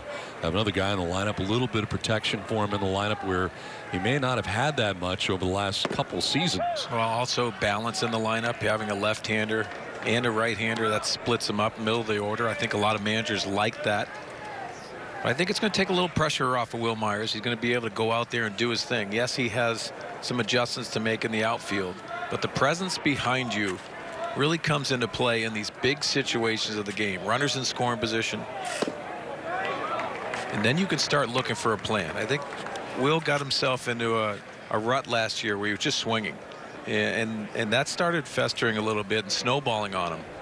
And in my opinion, became less of a hitter. I think the focus now is that right center approach and driving runs in. Let's check in with Bob Scanlon. You know, Don and Sweens, you're exactly right. When you look at Will Myers so far this spring, almost everything he has hit has been to the right side. He has really been focusing on driving the ball into that right center field gap. And the other thing that he's been working with Matt Stairs on is trying to be a little bit slower, a little bit calmer at the plate. As you notice, he's not quite as antsy as he was last year. He's seen the ball a little bit better, and so far good results this spring. Scan, do you feel like he did or tried to do too much last year, trying to do it all himself? No question. He put a lot on his shoulders. He tried to be the man, and you know, that's a lot to take on under any circumstances, especially as a young player. And to his credit, he did the best he could with it without a whole lot of protection behind him in the lineup. And I think we're seeing a more mature Will Myers personally. And as you guys were talking about, having Eric Hosmer here to take some of that pressure off as well, I think helps. Well, Ned Yost making his way out there, the manager for the Royals. Trevor Oaks has struggled in better part of an inning and a third here. They have had action in the pen, and Yost will make a pitching change. So the Padres have scored 3 times so far in the inning. Now of a 6-3 lead. The pitching change from Peoria.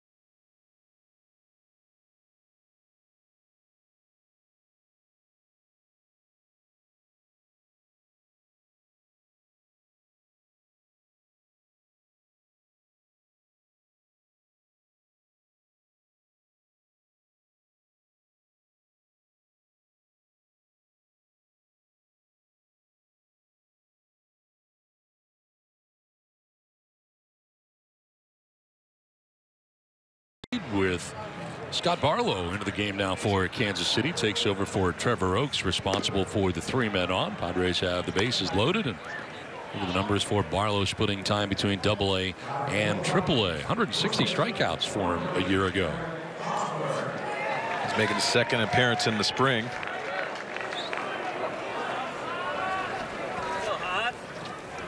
Worked as a starter in AA and AAA a year ago. Eric Hosmer coming up here with 1 out in the inning. Bases filled with Padres. Urias at third, Margot at second, Myers at first. And Hosmer grounds one softly towards first base. Hunter Dozier will flip to the covering pitcher. Run scores. In from third is Urias. And the Padres pick up their 7th run. Eric Hosmer gets an RBI. What has been a 4-run bottom of the 4th inning so far for San Diego.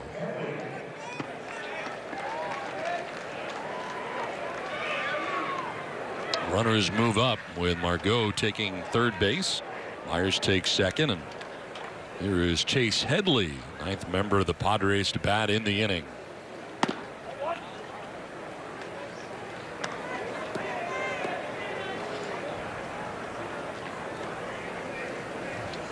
Headley today has grounded to short and flied to left, 0 for 2.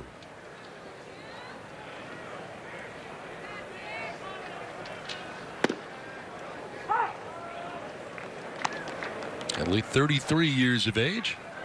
Came over with Brian Mitchell back to the Padres. A deal that involved Jabari Blash, who did not stay as a Yankee for very long. It's with the Angels back in Southern California. 1-1. Is going to miss for ball 2. And Headley, of course, breaking into the big leagues with the Padres in 2007. Member of the Padres from 07 through 2014. Before going to New York for parts of 4 seasons with the Yankees. Yeah, I think Chase understands too. He's coming here in his second go-around with the Padres, that it's more of a leadership role. I think it's a little bit easier coming from New York, seeing some of the examples in front of him that were leaders in that clubhouse. Now embracing that role. On the ground and to the backhand at second base. Merrifield off balance throw and a good one to first base to retire Headley and to end the inning. But the Padres score 4 times, take a 7-3 lead to the 5th inning.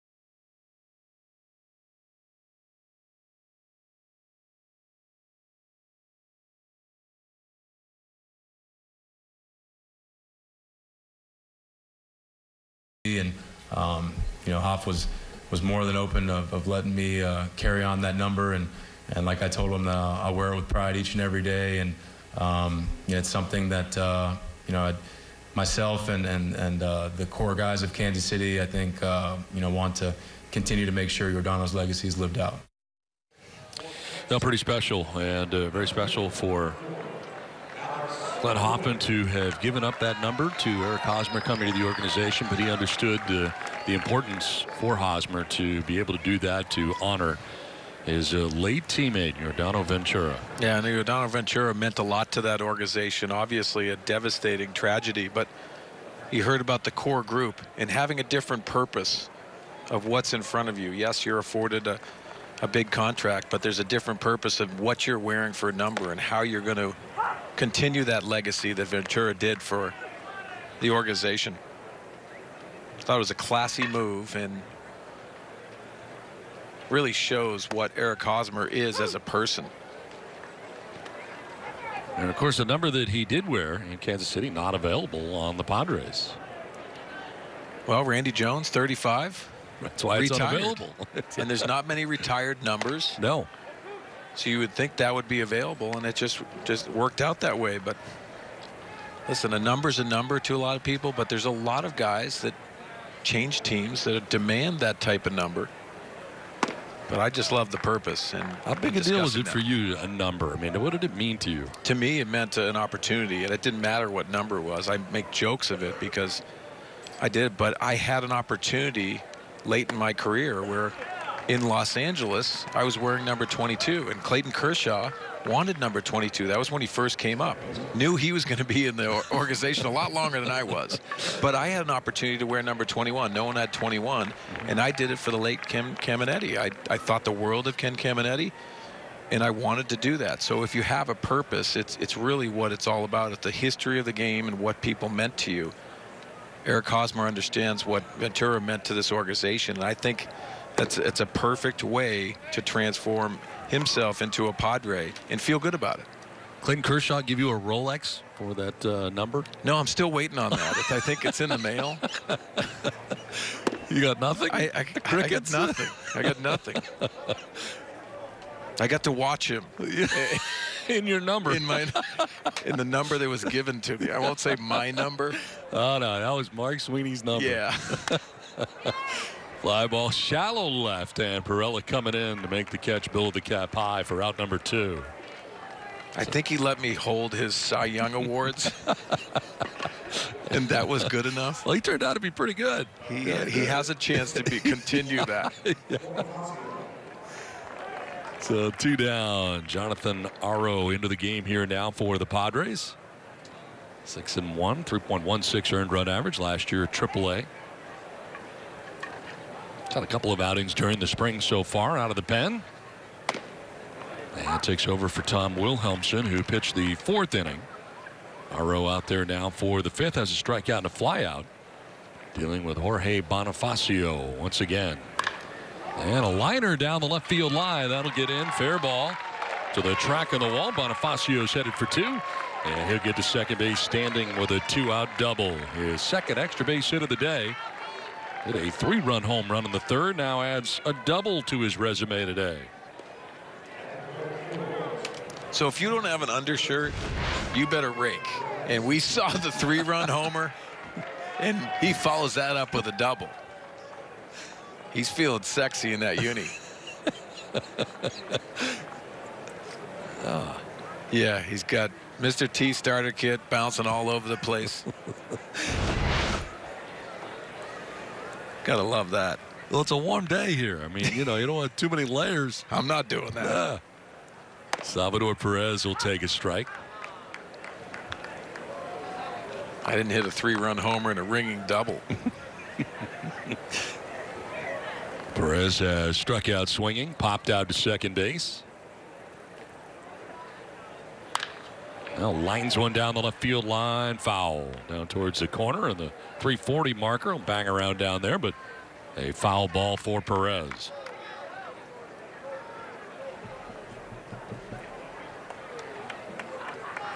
Wilhelmsen went an inning of relief. Came in for Buddy Bauman.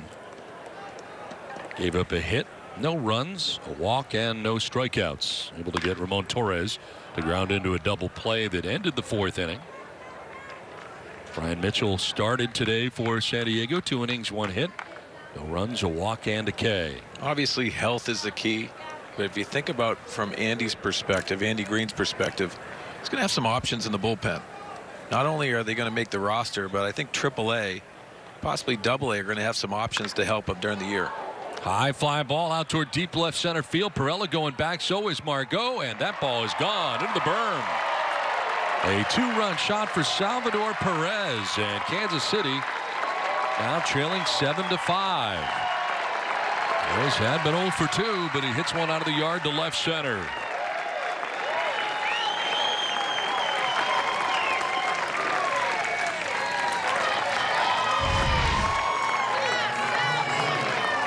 Oh, you see him go down and get that one. Might have been an off speed, maybe a changeup. I'm sure he probably had some words for his former teammate Eric Hosmer as he rounded the bases there. Not known for his speed, so he has a slower trot.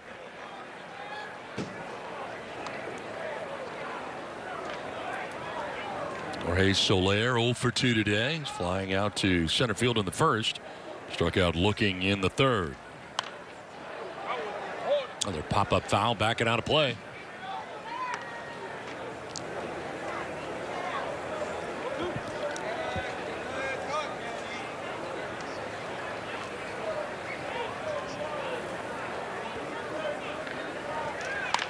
Lined and a fair ball up over the outstretched glove of Tatis at 3rd.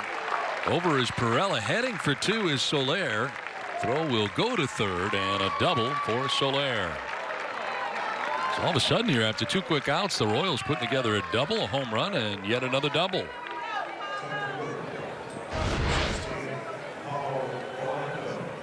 All over the outstretched arms, just into left field. Extending this inning for the Royals. They're making it interesting. Pretty good ups there for Tatis. Got high in the air there at third base, but couldn't reel it in. Took over at third base last inning for Chase Headley. Now Orlando, the swing and a miss for strike one. I've seen Tatis Jr. at shortstop. Also now the versatility going into third base with that body and the projectable body. A lot of people say he could possibly move off of shortstop. I think a lot of that has to do with what your depth is as an organization. There's a pop-up right side as Urias, few strides on the outfield grass, battling the sun, but makes the catch that ends the inning. A two-run home run for Salvador Perez gets the Royals closer, 7-5 San Diego. Whoa.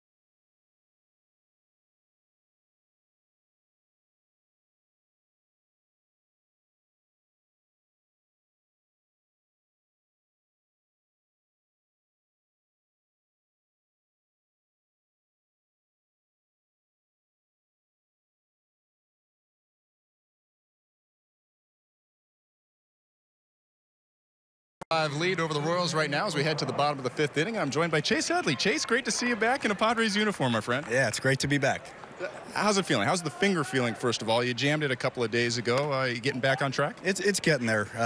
You know, it's thrown me off a couple days, you know, a little bit behind where I'd ultimately like to be, but there's enough time to catch up, so it's making progress. We were kind of joking earlier, it might have been the perfect injury in that it delays you a little bit. For a veteran player, spring training can get a little bit long. How do you pace yourself? Yeah, I think, you know, just trying to make sure you get quality work and not overdo the quantity because, you know, it's a wear and tear sport, and the more that you go out there and just, you know, grind on yourself, it can get tedious. So just try to get quality works and cut down the reps a little bit.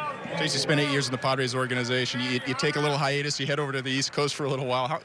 Good to feel to be back. I mean, the trade might have been a little bit of a shock, but happy to be back in San Diego. Yeah, it's awesome. A lot of great memories in San Diego, and sometimes I think you appreciate places more when you go somewhere else. And you know, I'm really excited to be back here. I'm really excited to help these guys hopefully take the next step and you know, go out there and surprise some people because I think we have a pretty good club. You know, it's quite an experience playing in New York. It's a big stage. A lot of people wilt under the pressure. You didn't. You put up similar numbers there as you did here in San Diego. Your thoughts on being able to perform on that big stage? Well, there's definitely accountability there.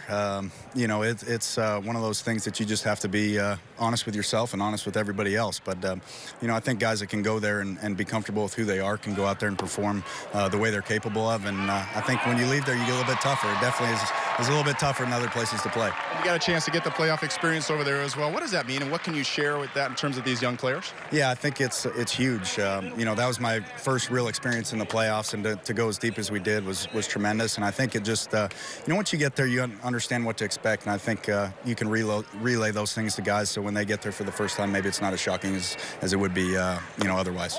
Chase, you had a great second half of the season last year, hit 300. Taking that momentum into the start this year? Well, I hope so. Yeah, I mean, it's always hard to say whether you can carry momentum from the end of the year to the next year, but I think, you know, just just building on knowing that what you're capable of. That confidence sometimes can help. So, you know, I know what I need to do, and hopefully I can come out and perform the way I know I can. Chase, great to see you back. Thanks for the time. Chase Headley back in a Padres uniform, guys. Feeling good, getting ready for opening day. Back over to you. All right, Scan, thanks very much. Fun having him around here again in a Padres uniform. Chase Headley, and getting today's work out of the way for him. You know, and I think also Chase is going to bring a little more versatility. Last time, just a third baseman when he was in a Padre uniform before. He can play a little more first base, which he did for the Yankees a little bit. So that gives you that dynamic. As you think about Christian Villanueva, he's forcing the issue a little bit here. Hedges turns on this, sends it deep and far down the left field line. Will it be fair? It will be. A home run. Home run number 4 of the spring for Austin Hedges. And the beat goes on for the Padres catcher. This is unbelievable. A few adjustments during the offseason, and it has been tremendous for him so far during the spring. Yet another home run for Hedges. Austin Babe Hedges out of spring training. It's a mistake. You can see leaking in, but keeping the ball fair really has shortened his swing so well. And you can see how deep that ball is. He's got the power, but a natural swing there. Ends up in the pavilion area and then some. He's just keeping the pace. Like I said, 170 home runs he's on pace for. Wait a minute. He hit a home run and now he's down from 180 to 170? Well, I forgot which number I put on it. We'll keep it 180. I would thought his pace would improve, but apparently he's lost some ground on it. 4 games, 4 homers. You got 162 games. Yeah. That is so nice.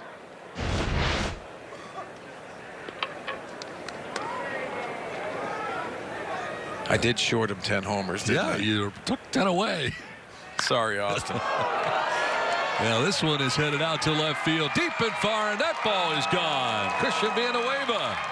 Second hit of the day, third time he's been on, and the Padres go back-to-back with home runs. Hedges, then Villanueva, and San Diego on top now 9-5.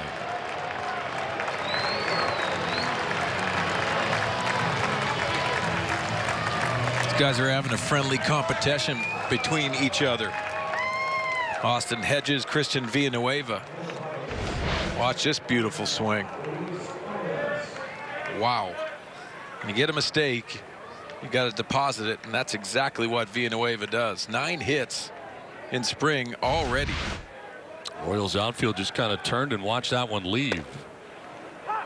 Had the grand slam yesterday, double today in his first at bat, now a homer. Luis Urias has flied out to center and singled, and takes the strike, down 0-2.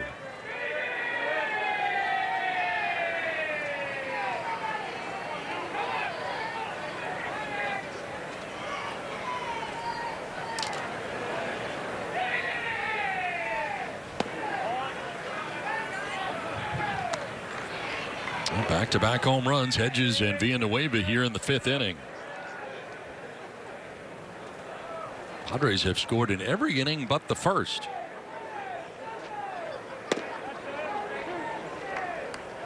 Impressed with how patient Urias has been at the plate for a young hitter. Has a really good understanding of the strike zone. I think that's where you're encouraged, where we talk about the bat-to-ball skills, but you have to stay in the strike zone. Watches that one sail out of the strike zone, able to hold up.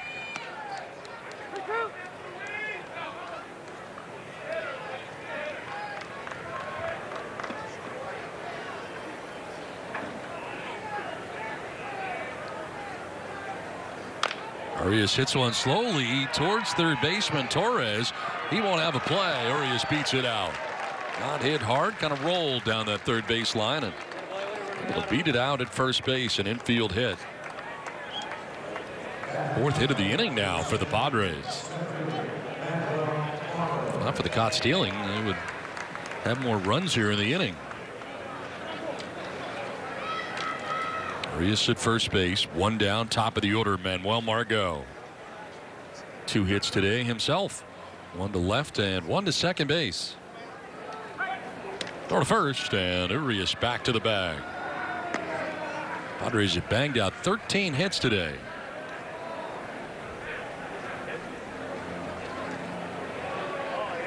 Only in the 5th inning.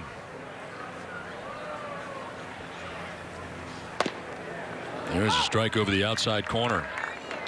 It's like Javi Guerra has come out on deck. He would pinch hit for Freddie Galvis.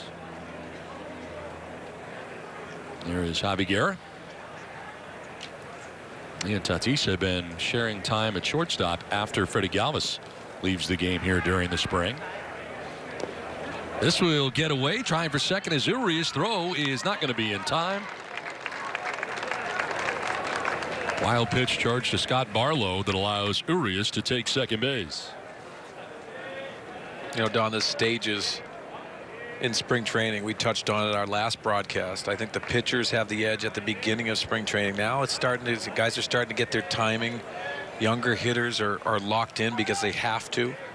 And then you start seeing the pitchers start getting their consistency with their breaking ball. Everything starts ironing out just a little bit as spring training goes along. Chopper to third. Torres on the half hop makes the good hard throw across the diamond. Retires Margot, but reaching at third base is Urias with now 2 down. A nice play by Torres coming in and gloving that. Not an easy play. It looked easy. So Javi Guerra will come up here. That's a day for Freddie Galvis. Nice play by Torres, throwing on the run.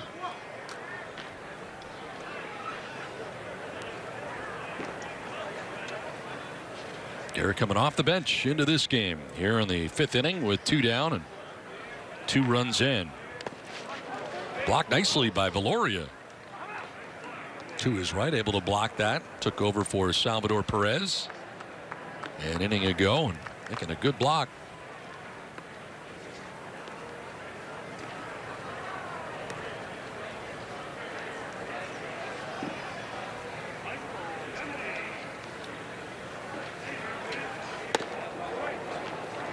Ball to strike now to Guerra. Guerra's 22 from Panama. Came over with Manuel Margot. Carlos Eswaje in exchange for Craig Kimbrell. Tried to hold up, but goes around. You know, Don came with a lot of hype when it came to acquiring him in that trade. I think this was the player that I think the Padres really wanted to take that next step. He hasn't done that yet, but he has the ability. Split the season last year between Lake Elsinore and San Antonio, and strikes out here to end the inning. But the Padres get 2 runs. They have back-to-back home runs in the inning. Austin Hedges with his 4th home run of the spring, followed up by Christian Villanueva. Back-to-back go the Padres, who lead it 9-5 after 5 from Peoria.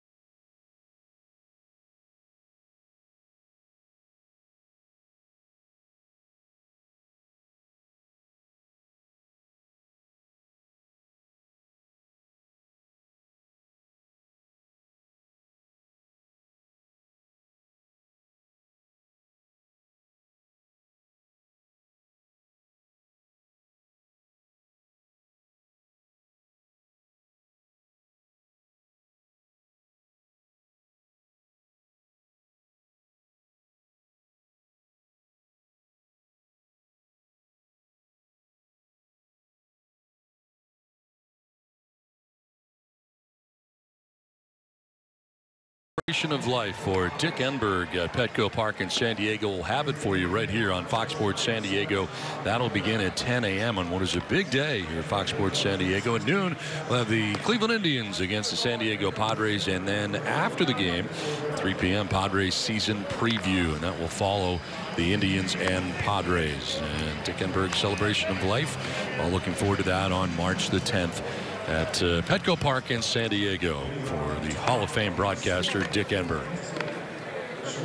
Now to the 6th inning we go, and Michael Marriott comes into the game now for the Padres. He is pitcher number 5 of the day. Heard he doesn't get Marriott rewards points. He does get water and cracker as he comes into the hotels. I don't know if you noticed, but it's spelled a little differently. Oh, yeah. Maybe that's the reason why he doesn't get any points. Pretty sure it's not related. Last year, AAA 7-2, the 4.42 earned run average. City's Escobar, the first batter that Marriott will face, and a fastball riding up and in. Takes over for Jonathan Aro, who ended up going an inning, giving up 3 hits and 2 runs.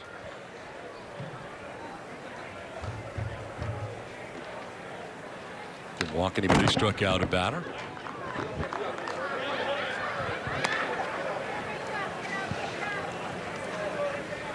Escobar, Dozier, and Torres scheduled to bat here for Kansas City.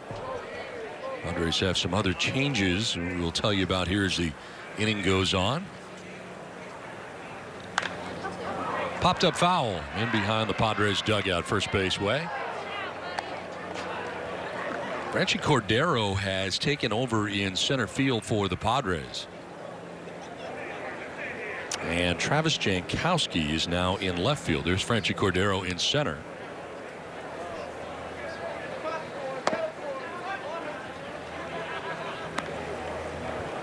There is Travis Jankowski, seeing the bulk of his time in spring training in center, coming into the game in left field for Perella.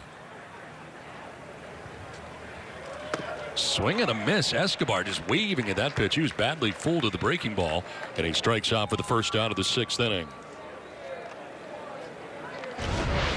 Watch the slider out of Marriott's hands. Very good slider in the depth, fooling Escobar. One down in the 6th, then it brings up Hunter Dozier. He is grounded out to third base and singled to left.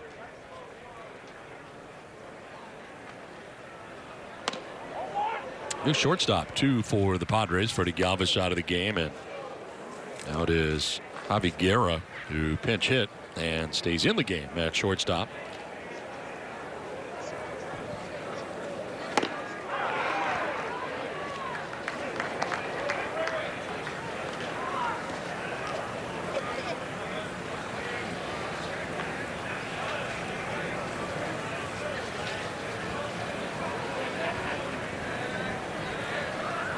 They play for Dozier to go the other way in the outfield as he takes strike 2.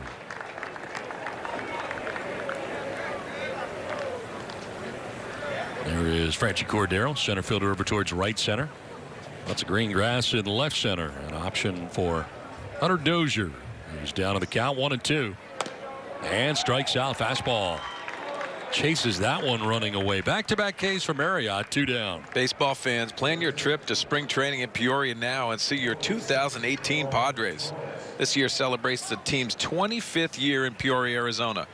Grab tickets today at padres.com/spring training. 2 down here in the 6th, and it brings up Ramon Torres.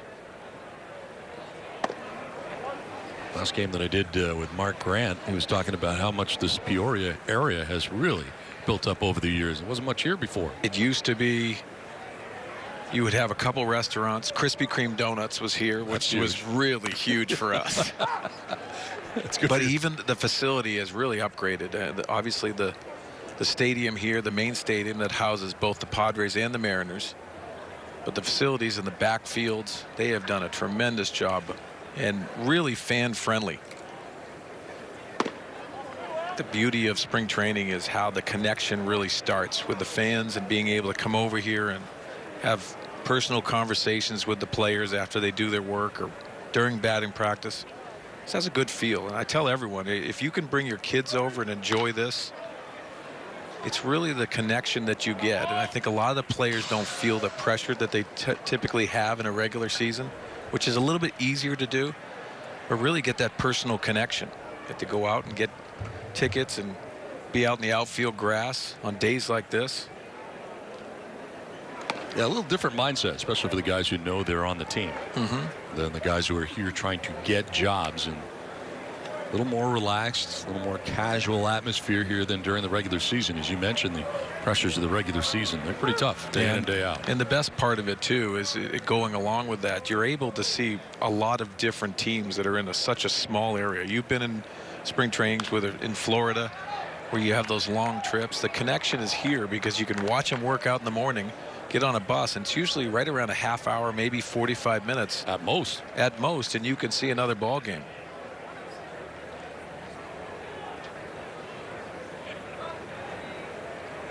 Torres pops it up left side. The new shortstop Javi Guerra will put it away, and Michael Marriott has a nice 1-2-3 6th inning. 5.5 done, 9-5 Padres.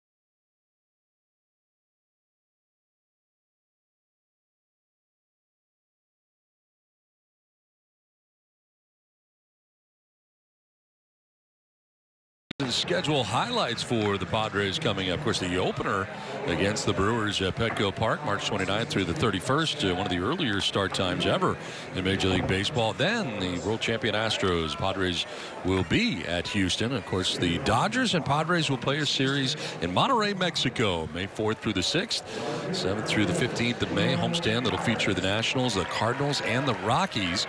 And the Cubs will be in July 13th through the 15th. The Angels in interleague play coming from Anaheim, 13th through the 15th of August. And then the Mariners are back on the Padres schedule. Of course, they share the spring training complex together and always enjoy going to Seattle, which we will as well this year, but they're also coming to Petco Park. Have you brushed up on your Spanish? A little Rosetta Stone maybe in the offseason? Gonna need to. I have not been to Monterrey before. We were in Mexico City for spring training 2 years ago. The Padres and Astros played 2-game series there, and now we're going back here to Monterrey, Mexico for a series against the Dodgers. 3 games. Ball tends to fly down there a little bit more, right? In Mexico City? Wow. Jabari Blanchett, one of the longest home runs I've ever seen in my life. And Mexico City, it was an absolute blast. It was an Easter Sunday, in fact. What will you do? Because I know you like to cook. Are you going to be? That's a tough one. I'll tell you what, I really enjoyed the food when we were in Mexico City because a lot of good restaurants around the hotel. I'm sure Monterrey will be very similar. I'm a big street taco fan. Oh, yeah. You like those? Yeah, absolutely. I like food in general. You don't get to look like I do without liking food a lot. I know we've talked on the other broadcast too. I mean, you put on a show with the stuff that you can create in your room?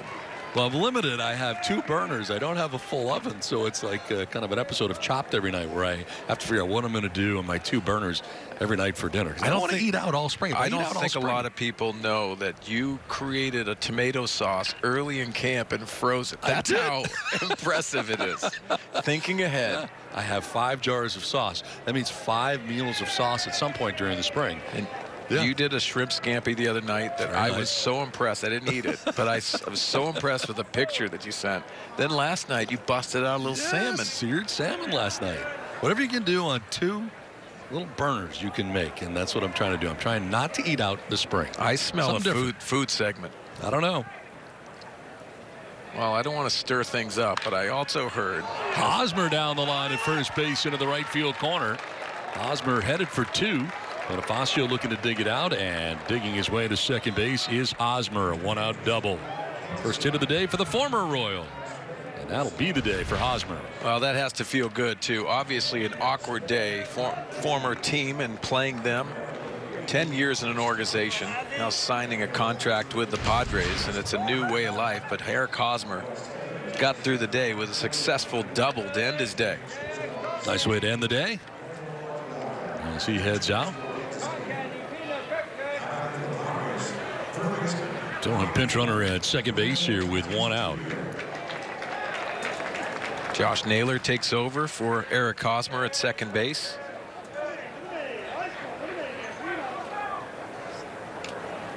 Fernando Tatis Jr. batting for the first time. Took over for Chase Headley defensively.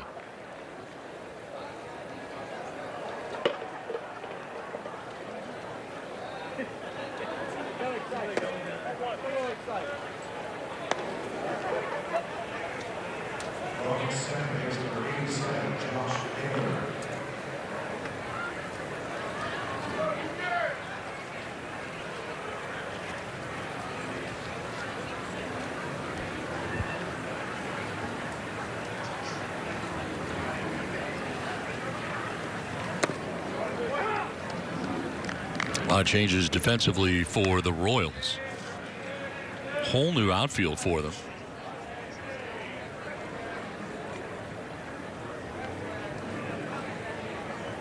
Donner Deweese is taking over in left field. Tyler Collins in center.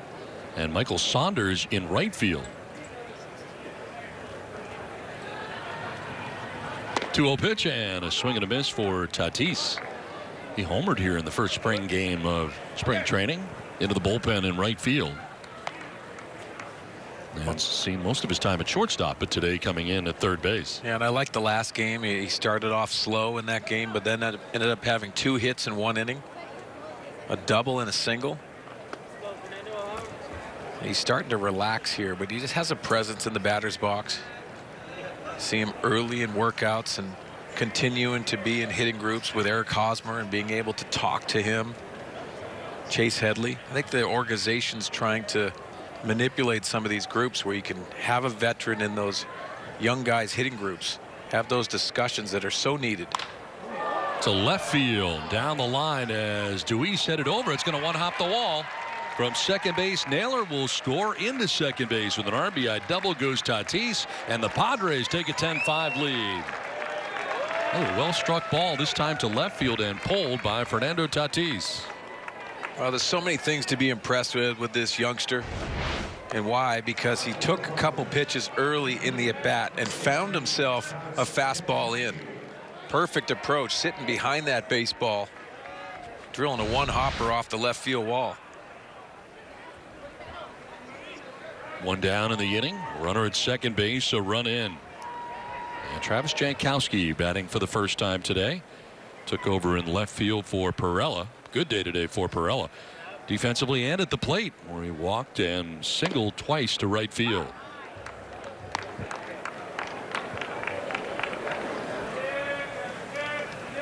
Last year, 27 games in an injury-marred year after fracturing his foot. Travis hit at just 187. Finished the year in the big leagues with the Padres. To right field. Saunders coming in and over to make the catch. Kind of a late lunge there. Tagging at second and advancing to third standing is Tatis. So Jankowski flying out, but Tatis to third with now 2 down in the inning.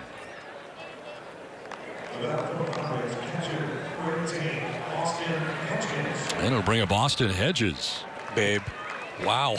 What a day he's had. Walk in the second, scored a run, single to right in the fourth, scored a run, and then a home run in the 5th inning, his 4th of the spring. Probably wants the regular season to start right now. Yeah.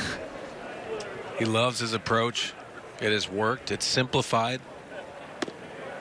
He has slowed his hands down. There's minor adjustments, but he's having huge dividends early in this camp. What I think is essential is not necessarily results, but his work, what he does in the mornings, how he sets himself up to have continued success, but also extend those hot streaks. That's what he's doing now. Is this something that Matt Stairs has implemented? Is this something he's done on his own? I think it has a lot to do with Johnny Washington, the assistant hitting coach. He worked with him in the offseason. It's Matt Stairs' knowledge. But really comes down to it of how you can simplify your approach. And that works. I think a lot of young hitters come up to the big league level and they try to really make more of it than it really is. And when you watch some of the veteran hitters and they simplify it, even a batting practice is simplified, working balls all over the field, but having an approach and attack. But they're trying to find that works for them. I don't think Austin's yet found that yet.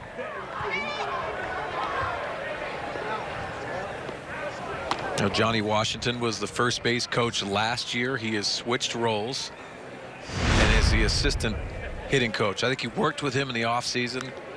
Really tried to get that direction and that path of the bat that you can see right there is working for him.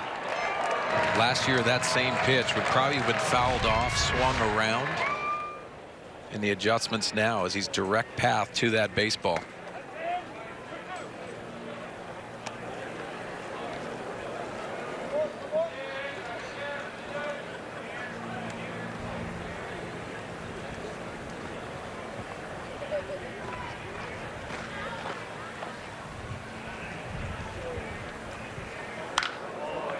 Popped up back of first, short right field. Mejias, the second baseman out there on the short lawn and right, will make the catch backpedaling that ends the inning. Padres out a run. To the 7th we go. 10-5 Padres.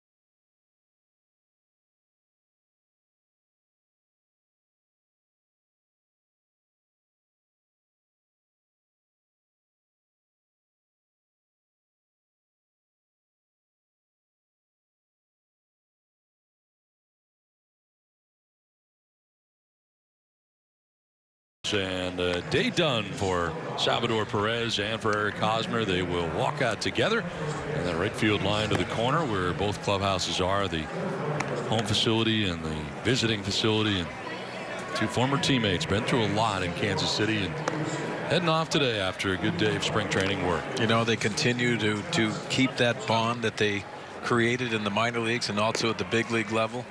You can see two guys that enjoy the game, but also huge people in the game of baseball. That's pretty cool. It really is.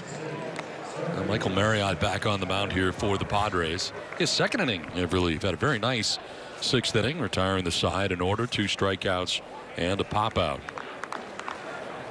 And dealing now at the top of the order, Tyler Collins going to lead it off.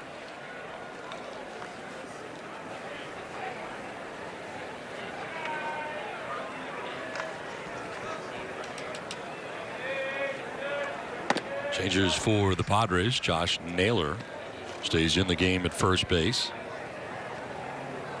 Shane Peterson is now in left field. And Jankowski has moved from left to right. I don't remember seeing Travis Jankowski in right field before. Well, I think that's going to be a common theme. If you're going to be a reserved outfielder, if everyone stays healthy, you're going to have to find a way, if you're Travis Jankowski, to play all 3 positions. We know he can play center field, and he's a very good center fielder, possibly be the best center fielder on the club. But with Manuel Margot manning center, you're going to have to be versatile. You're going to have to move around. There's ball 4, and Collins down to first base. Thanks to USAA, the official military appreciation partner of the Padres. All active duty, reserve, veteran, and retired military and their families receive 50% off tickets to all Sunday home games and 25% off tickets to all other games all season long. Tickets available at padres.com/military.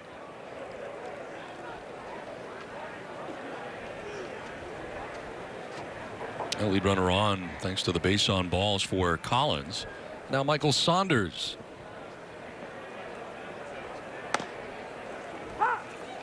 Oh, seeing a good breaking ball by Marriott.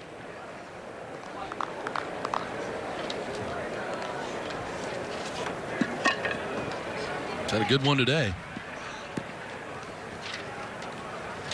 All right, after the pitch, let's check in with Bob Scanlon. Here we come, Bob. Let's check in with Bob Scanlon.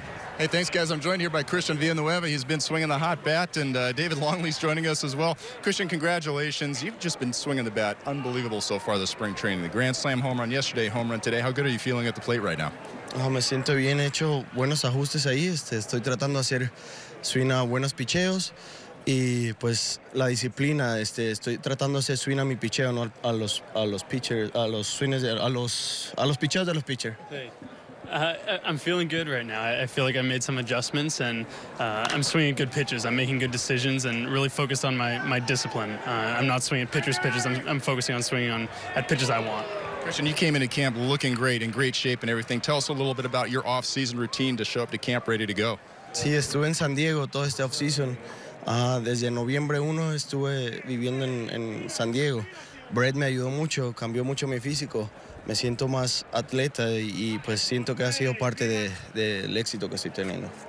Yeah, I had a big offseason. I was in San Diego almost the entire offseason starting November 1st. From there on out, I was working with Brett McCabe, strength coach, and he changed my body a lot. I think I've seen some really good stuff, and feeling more athletic. It's paid off so far. Well, speaking of that athleticism, you're out of options right now. You're trying to make the team at third base, but you worked out at shortstop and second base a little bit today. What does that tell you in terms of how you might be able to help the team, and how'd you feel working out at those other positions? A mí me gusta mucho estar relajando ahí en otras posiciones. Disfruto mucho la defensa. El manager no me ha dicho nada de trabajar en otra posición. Ese fui yo solo de que a moverme ahí a jugar segundo un rato.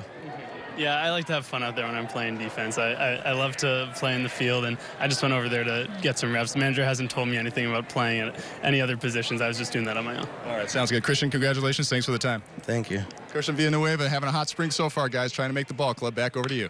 All right, thanks very much, Scan. This one is sent out towards left center field. Cordero in center will make the catch. Looked like Peterson was not going to peel off there. He finally did.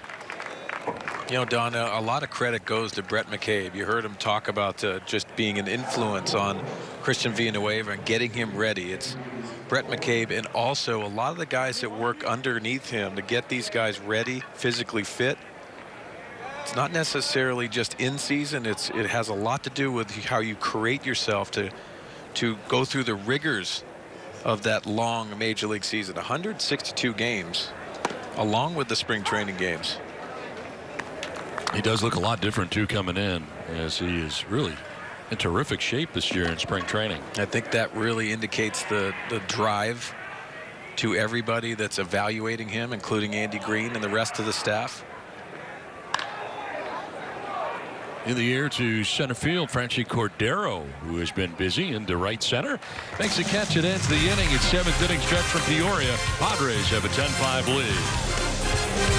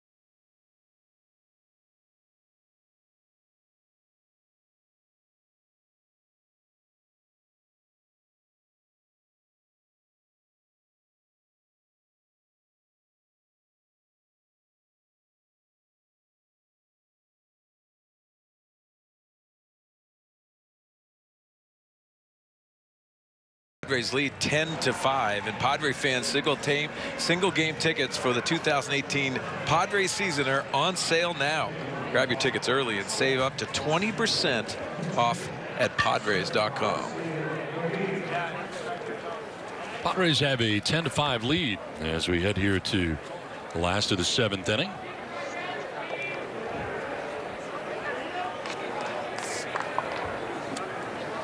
Stephen McGee leading it off here for the Padres in the DH spot. He takes over for Christian Villanueva. Had a good day today. Just joined Bob Scanlon moments ago. Double, a walk, and a home run. Scored 2 runs. Knocked in 3 runs today. Very good day today for Villanueva. He's been coming off the bench in spring training. Last year, AA San Antonio in 78 games. Padres AA venue, hit a .252. Attended Florida State University. Came to the All-ACC second team in 2013. Signed as a minor league free agent by the Padres. Catcher by trade.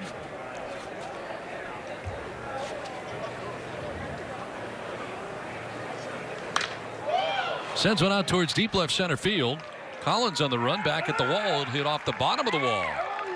Fires it back in towards the infield, but McGee stands at second base with a leadoff double here in the bottom of the 7th inning. Now, big smiles for Stephen McGee. Why? He takes this fastball, drills it to center field. You can see him looking for it. Touching first. That's a good sign. Just the excitement of getting that at bat and drilling that double. Congratulations.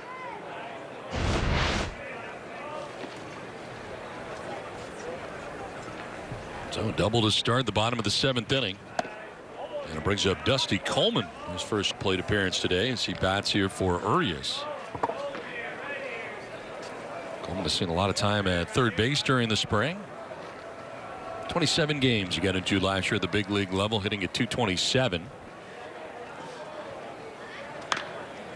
It's jammed here and fouls it off to the right out of play. Well, the youngsters, Fernando Tatis Jr., also Javi Guerra, getting most of their reps at shortstop after Freddie Galvis. You would think Dusty Coleman might get some shortstop reps when and if those guys get sent down to the minor leagues. Mentioned the 27 games for him with the Padres last year. His previous major league experience was with these Kansas City Royals. Appeared in 4 games in the big leagues in 2015. Originally selected by the Oakland A's in the 28th round, but he was signed by the Royals to a minor league free agent deal in 2015 and got to the big leagues with Kansas City that year. Fly ball to center field. Lots of sun out there and a battle. Unable to make the catch for the first out here of the 7th inning.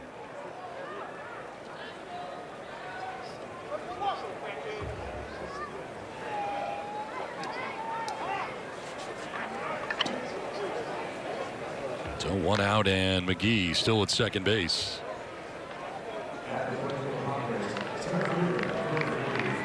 Franchy Cordero batting for the first time. Took over in center field a couple of innings ago, but bats for the first time. This was Manuel Margot's spot, and Margot today a 2-hit day.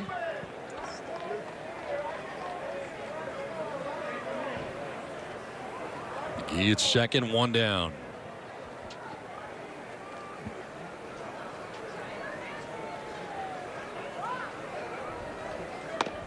Cavallio into his second inning of relief here for Kansas City.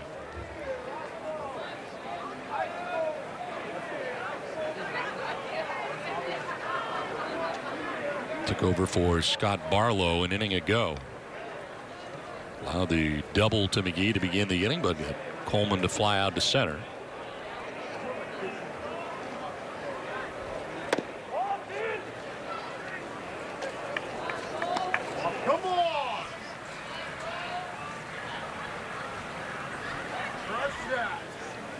Cordero now with Javi Guerra waiting on deck here. Padres batting in the last of the 7th inning on top 10-5.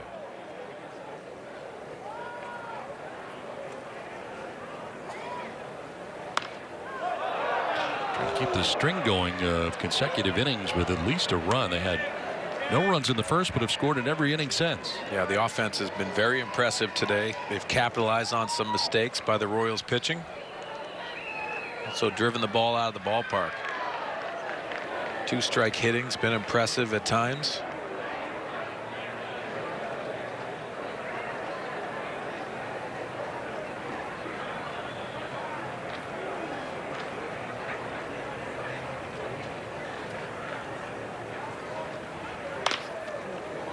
In the air to shallow left center, and diving in left field, unable to come up with it. And now coming around from second base trying to score is McGee. He will, but safely back to second base goes Cordero. Padres added their total on top now 11-5. I think the sun had a lot of influence on this ball. Center fielder looked up and went right into the sun. Gives way to that left fielder, and he cannot come up with the play. Cordero almost gets tagged on the backside.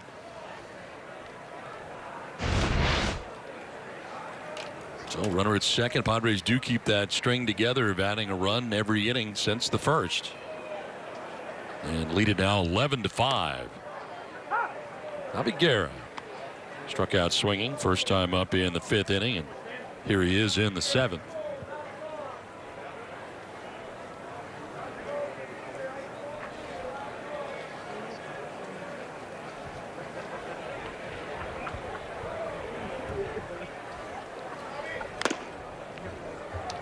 Foul tipped 0-2.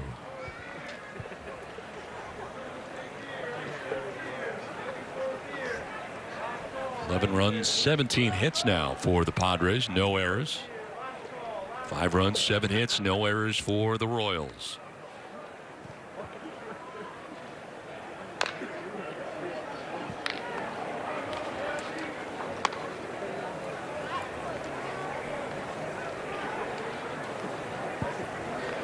Danny Duffy started today for Kansas City. Went the first 2 innings, giving up a hit.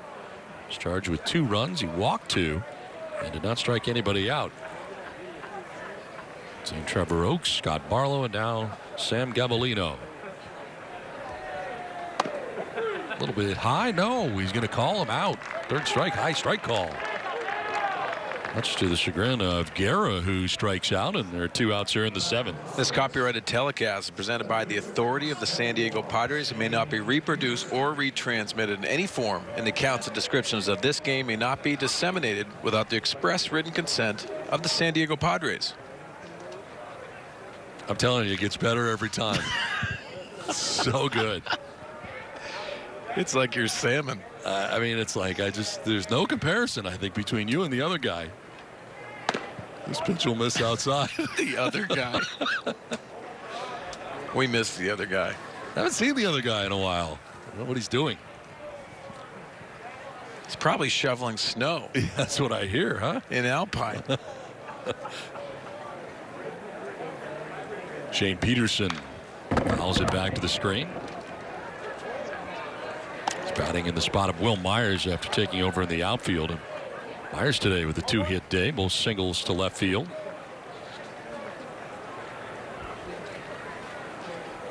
Last year in Tampa Bay in the big leagues with the Rays, hit .253 with a couple of home runs, 11 runs batted in. From Fallbrook, California.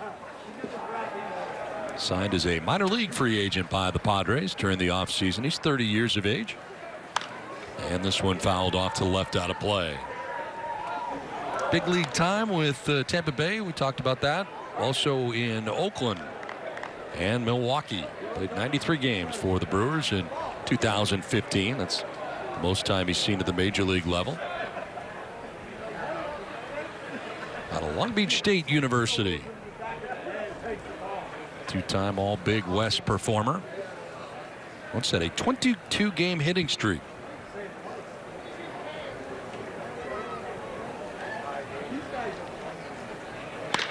Lines one to center field. That's in for a base hit. Cordero being waved around. He will score, and the Padres take a 12-5 lead. Shane Peterson with an RBI single to center field.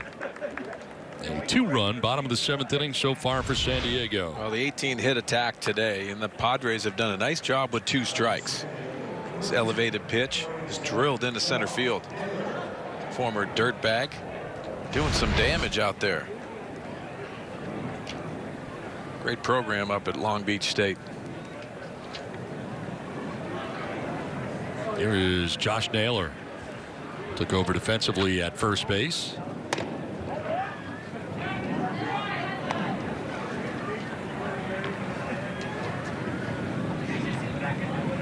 Naylor, another youngster, 20 years old, from Mississauga, Ontario, Canada.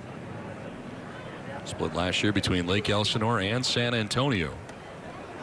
Combined to play in 114 games between the 2 venues. This is out towards right center field, and a gapper gets down to the track in the wall. Peterson trying to score all the way from first base. He will, and the Padres get their 13th run of the day. On top 13-5. Josh Naylor drives in a run.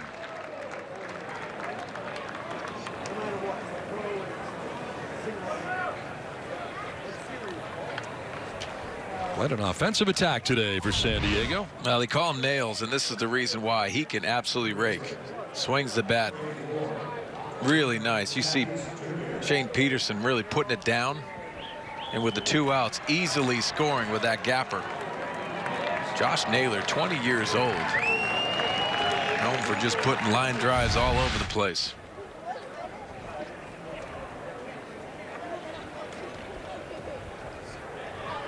And brings up Tatis, who doubled in the 6th inning. Getting his 2nd at bat coming off the bench. 3 doubles in this inning for the Padres, and so far 3 runs. Well, you mentioned it earlier, Don. Tip of the cap to the Padres farm system, ranking #1. MLB Pipeline Farm System rankings came out today.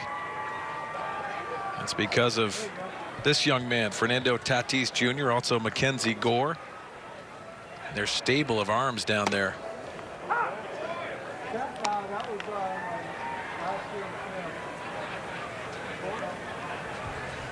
Well, we've heard about these names, and now we're starting to see them in spring training, big league camp, and these guys look good. And they have not yet played at the big league level, some of them, but enjoying success here. Well, there's no assurances of making it to the big leagues and even having an impact.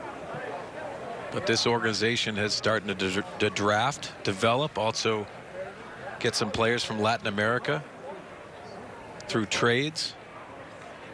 They're starting to put it together, and obviously being ranked #1, that says something about the organization and what's coming next.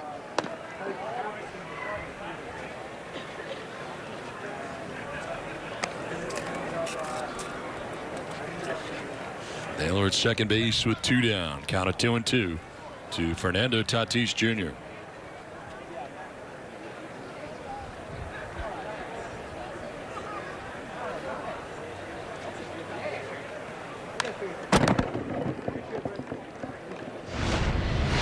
A little more on Tatis. Last season, the minors between A and AA, played 131 games at .278. He's got power, 22 home runs, 75 runs batted in, and keep in mind, turned 19 on January the 2nd. Coming over the James Shield trade in June of 2016. Has the bloodlines, his dad, former major leaguer. I think that has a lot to do with it. It's not an assurance that these guys are going to make it and be an impact player, but bloodlines definitely help. Growing up around the game, I think it's just a feeling that you get, but also it opens a lot of doors.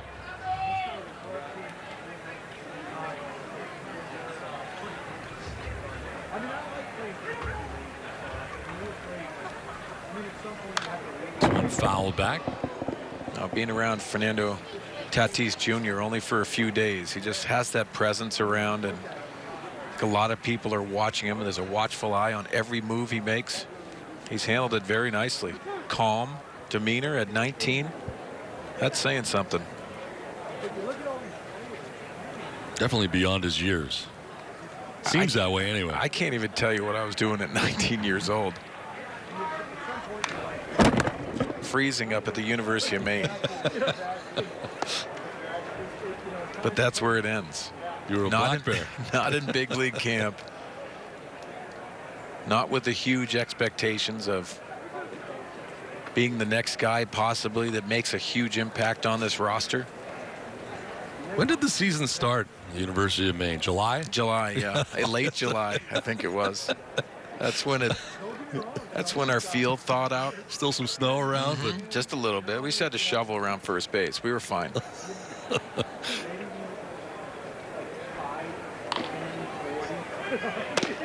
That's on the outside corner for strike 3. Tatis didn't like it, but he strikes out to end the inning. A 3-run inning for the Padres on top 13-5.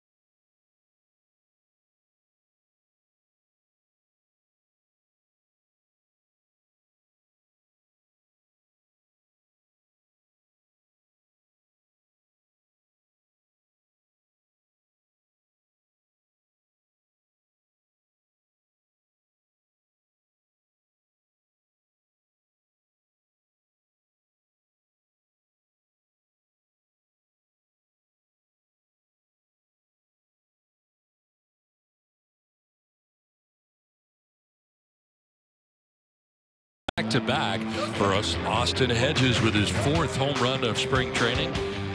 driving in the Padres' 8th run of the day. And then Christian Villanueva would follow it up with a home run of his own. Back-to-back with the Padres in the 5th inning. All part of a 13-5 San Diego lead here as we venture into the 8th inning on a beautiful day. Lots of sunshine in Peoria, Arizona. 19 hits for the Padres today. With a pitching change here for the 8th inning. Adam Cimber now comes into the game, the 27-year-old from Portland, Oregon. Cimber down now. Double-A and Triple-A for 49 games combined places last year. Well, there's a couple guys that go the little sidewinder route. I think it just gives you that different dynamic and a different look. And I think a lot of managers, when you're trying to construct a bullpen, like to see these guys and give a different look, especially the tough right-handed hitters. I have not seen Makita yet in person, but told very impressive from the side. Watched him in a bullpen, and man, it's not about velocity, it's about different directions. And you would think a sidearm would be known for that sinking actions. You can see Cimber right there just working that downward angle. I think Makita is actually known for that high fastball. It's not about velocity, it's about that upshoot. So he starts low and it rises. Yeah, and he has the ability to manipulate the baseball where it just looks like it's carrying up. A lot of swings and misses. Out ahead of this, sending it a long way down the right field line, but a foul ball. I think managers look at sidearmers, and it just gives that different dynamic because you're so used to picking up release points that are up above the shoulder, or even that 3/4 angle. You get the guys that are scraping their knuckles on the dirt. You're not used to that.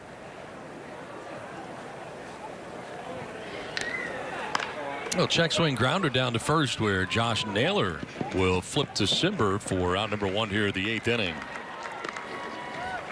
Well, the bullpen, a strength of the Padres last year, and even after trading Buchter and Maurer away, the bullpen's still very strong, and this year heading into the season very strong. And of course, you have Brad Hand anchoring that pen as the closer.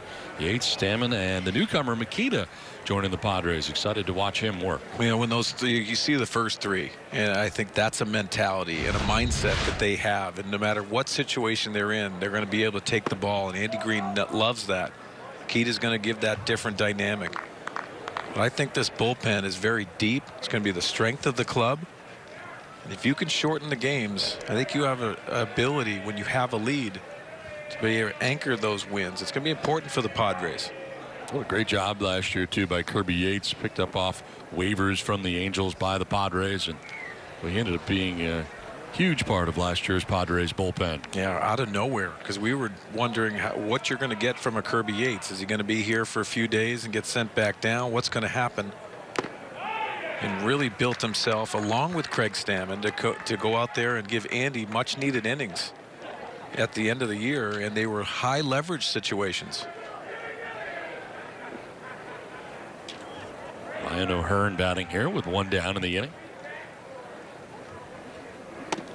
And that is strike 3. That's nasty, right over the inside corner. Tough at bat for O'Hearn there against Cimber, 2 down. Well, Cimber has movement, but he also has some velocity down there. Sometimes you get side armors that just want to manipulate the baseball. That's velocity and pitching in on the plate.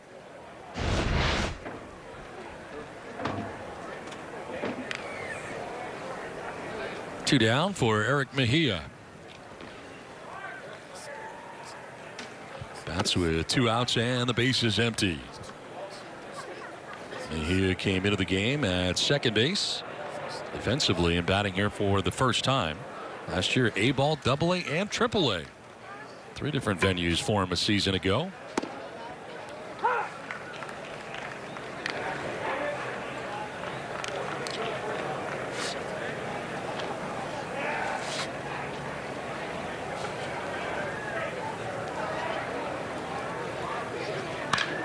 Fly ball skied to left field. Shane Peterson is in left. And Peterson will make the catch. It ends a very good inning for Adam Cimber. Padres have a 13-5 lead.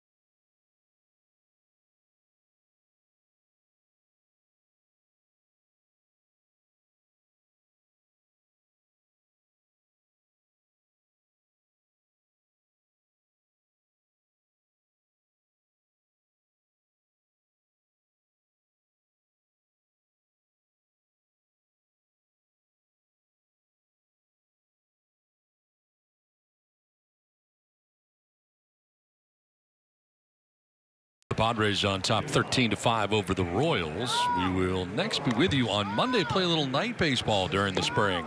5:30 Pacific time as the Diamondbacks and the Padres will play here from Peoria Stadium on Monday night. That's the next broadcast here on Fox Sports San Diego. Hope you'll join us on Monday night. Mark Sweeney will be back with us again, right? Yes, I'll be back. More night games that some of these organizations like to implement during spring training just to get these guys acclimated to what they're going to normally have for the majority of their games that are in the regular season. Scott Blewett into the game here now for Kansas City. Dealing with Travis Jankowski, who fly to right field in the 6th inning. That's an interesting name to have as a relief pitcher, right? You don't want to blow it. No. This one is in there for a strike, and it's 1-1.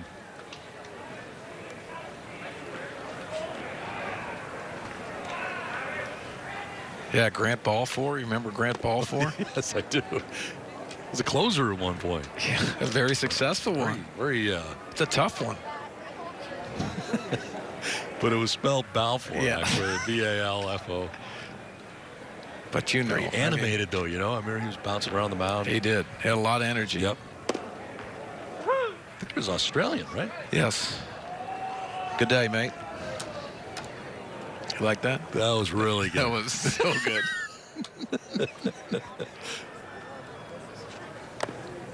Now, spring training. You're staying here, obviously. What's on the docket to make tonight? I know it's going to be cooking. Chicken. I think chicken with cheese, a little asparagus, stuffed in the chicken. Really? Cheese and the asparagus tonight. Now, how do you stuff it into the chicken? You wrap it. There's a ground ball off the pitcher. Blewett and kicks out towards third base, but reaching is Jankowski. A lot of speed there. Travis aboard, grounding one off the pitcher, and a kick towards third. Infield hit for Travis Jankowski. His first of the day. Looks like the trainer's going to come out here and check on Blewett. Lower leg, I would say. Oh, 2 productive at bats for Travis Jankowski today. He lined out to right field, and then that hard ground ball off the pitcher.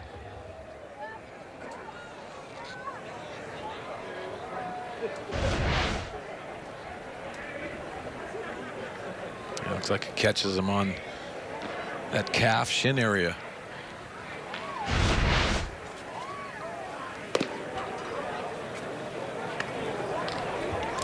You know, I'm really not going to look forward to again this year is Mark Grant showing me what it feels like to be a big leaguer. It's happened. Anytime that someone gets hit, Mark Grant last year decided that I should feel it and would fire balls off my knee, had one off my wrist. You know, I don't involve anything with that stuff because that's your hijinks. But I think if I was suggesting, I'd probably have Mark bring maybe a tool, an apparatus, maybe a ball on a stick to try to make it a little bit easier to simulate how it's going to feel. Well, you know, why don't I get to wear any, like, gear? You know, like a lot of guys go up there with an elbow pad and stuff. I mean, I had no defense. You can ask Spencer Dolan, maybe one of those elbow pads. Maybe This one is a one hopper to short that could be 2. The second for 1 on to first. It is 2. So Austin Allen batting for the first time grounds into a 6-4-3 double play. I would have to say the one that I took off the kneecap was by far the most painful. Yes. I felt it for like 3 days afterwards. And as I recall, I ended up on the ground writhing in pain, and you guys thought it was really funny. Well, fun stuff. I don't think I like that. I don't think he should continue that, but I probably encourage him to bring something else. It would be easier if he chose to continue that. I'm against it. If I have a vote. Yeah. I don't think you vote in that category. I'm down on it. I think we should actually probably sell it as a segment. What it feels to be like a big leaguer to get hit. Various different body parts. This one to right field. And Saunders settles underneath it in right. Will make the catch that ends the inning here in the 8th. We go to the 9th. Padres have a 13-5 lead.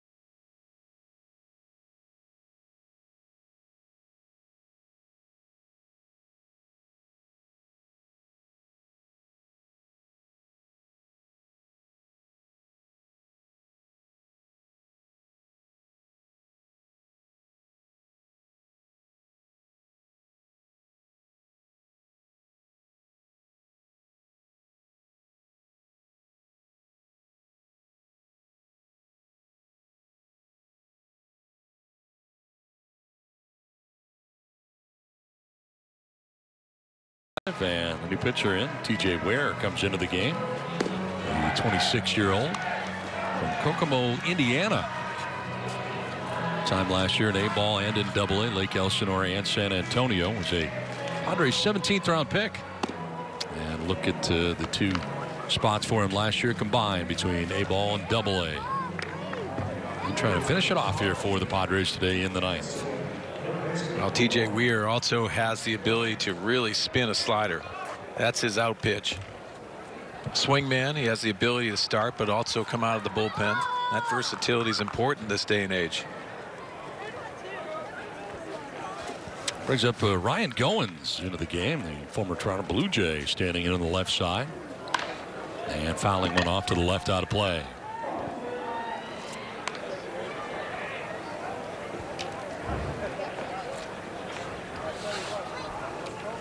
.237, 9 homers, 62 RBIs. Blue Jay last year.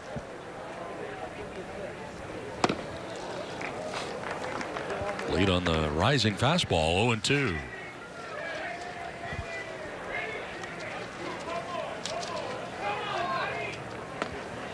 This was Hunter Dozier's spot. He was 1 for 3 today with a single back in the 4th inning. Nice job by Adam Simber, who pitched today in the 8th inning for the Padres. A 1-2-3 inning. We've seen some very good relief appearances today from some of the Padres pitchers. Yeah, these guys have really performed very well. Saw Simber come in. Not only was it the movement on his pitches, but also the velocity, pitching in and out with his fastball. Ground ball nicely picked by Ware, and he'll fire to first base for the out. Nice play. Came to the end of his delivery and then had to get up in the air to grab that, and he did. So Goins retired. You can see fielding your position after you deliver it, but also gloving that. That probably makes it into center field. He's hard infield.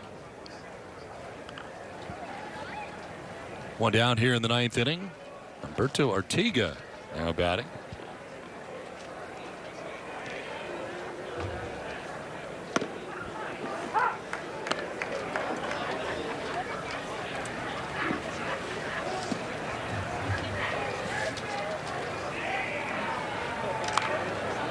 Fouled back, 0-2.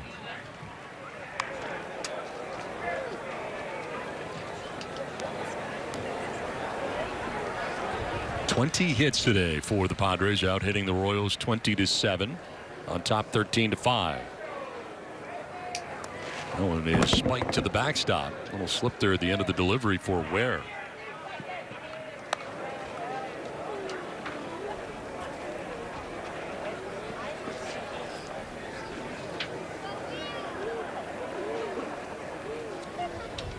Ware working here with one down in the inning.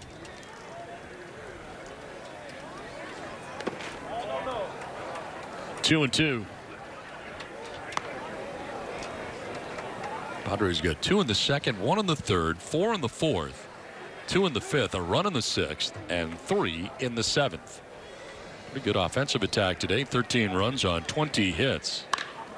Fly ball to right field. Jankowski towards the line will make the catch for out number 2 of the 9th inning.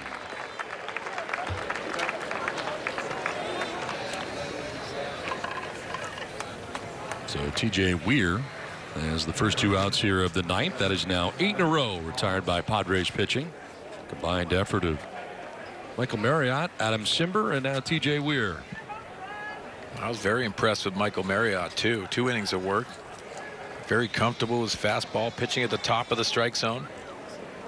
A lot to like if you're Andy Green and his staff today.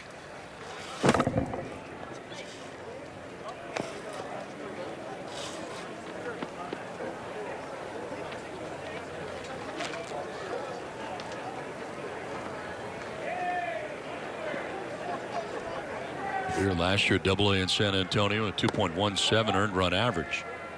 Graduated to Double-A after a 1.86 ERA in Lake Elsinore. Moving on up the chain.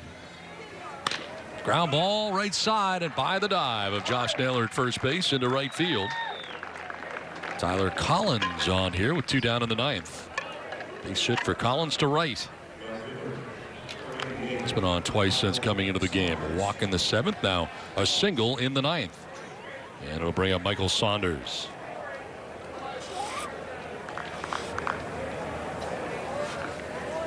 Saunders fouled out to the second baseman, Luis Urias, at the time. Down the first base line in the 7th inning. Here he is again in the 9th.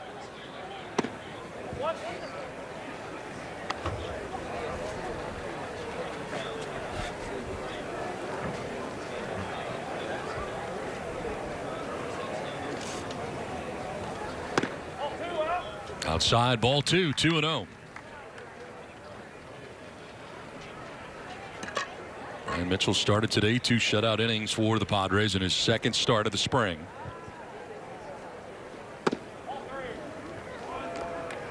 On a walk and a strikeout, gave up just the 1 hit in 2 innings. Baumann, Wilhelmsen, Aroux, Marriott, Simber, and now Weir. 7 pitchers used today. There's a strike, 3-1.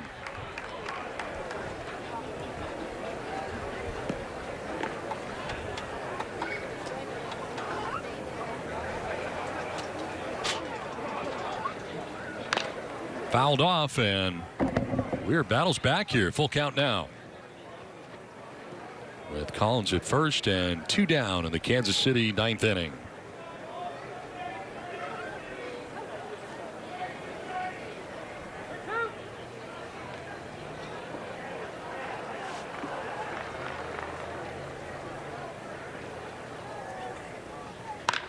Line to right, and that's going to get in for a base hit. Trying to go first to third is Collins. He will. On a ringing single to right field. Off the bat of Michael Saunders, and now the Royals have runners at first and third with 2 down.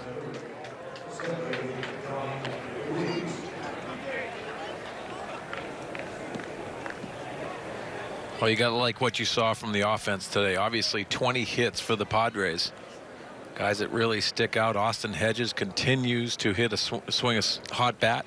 Also Christian Villanueva powering the baseball on back-to-back days, where he had the grand slam yesterday and the home run today. DeWeese takes a pitch down and in for ball 1.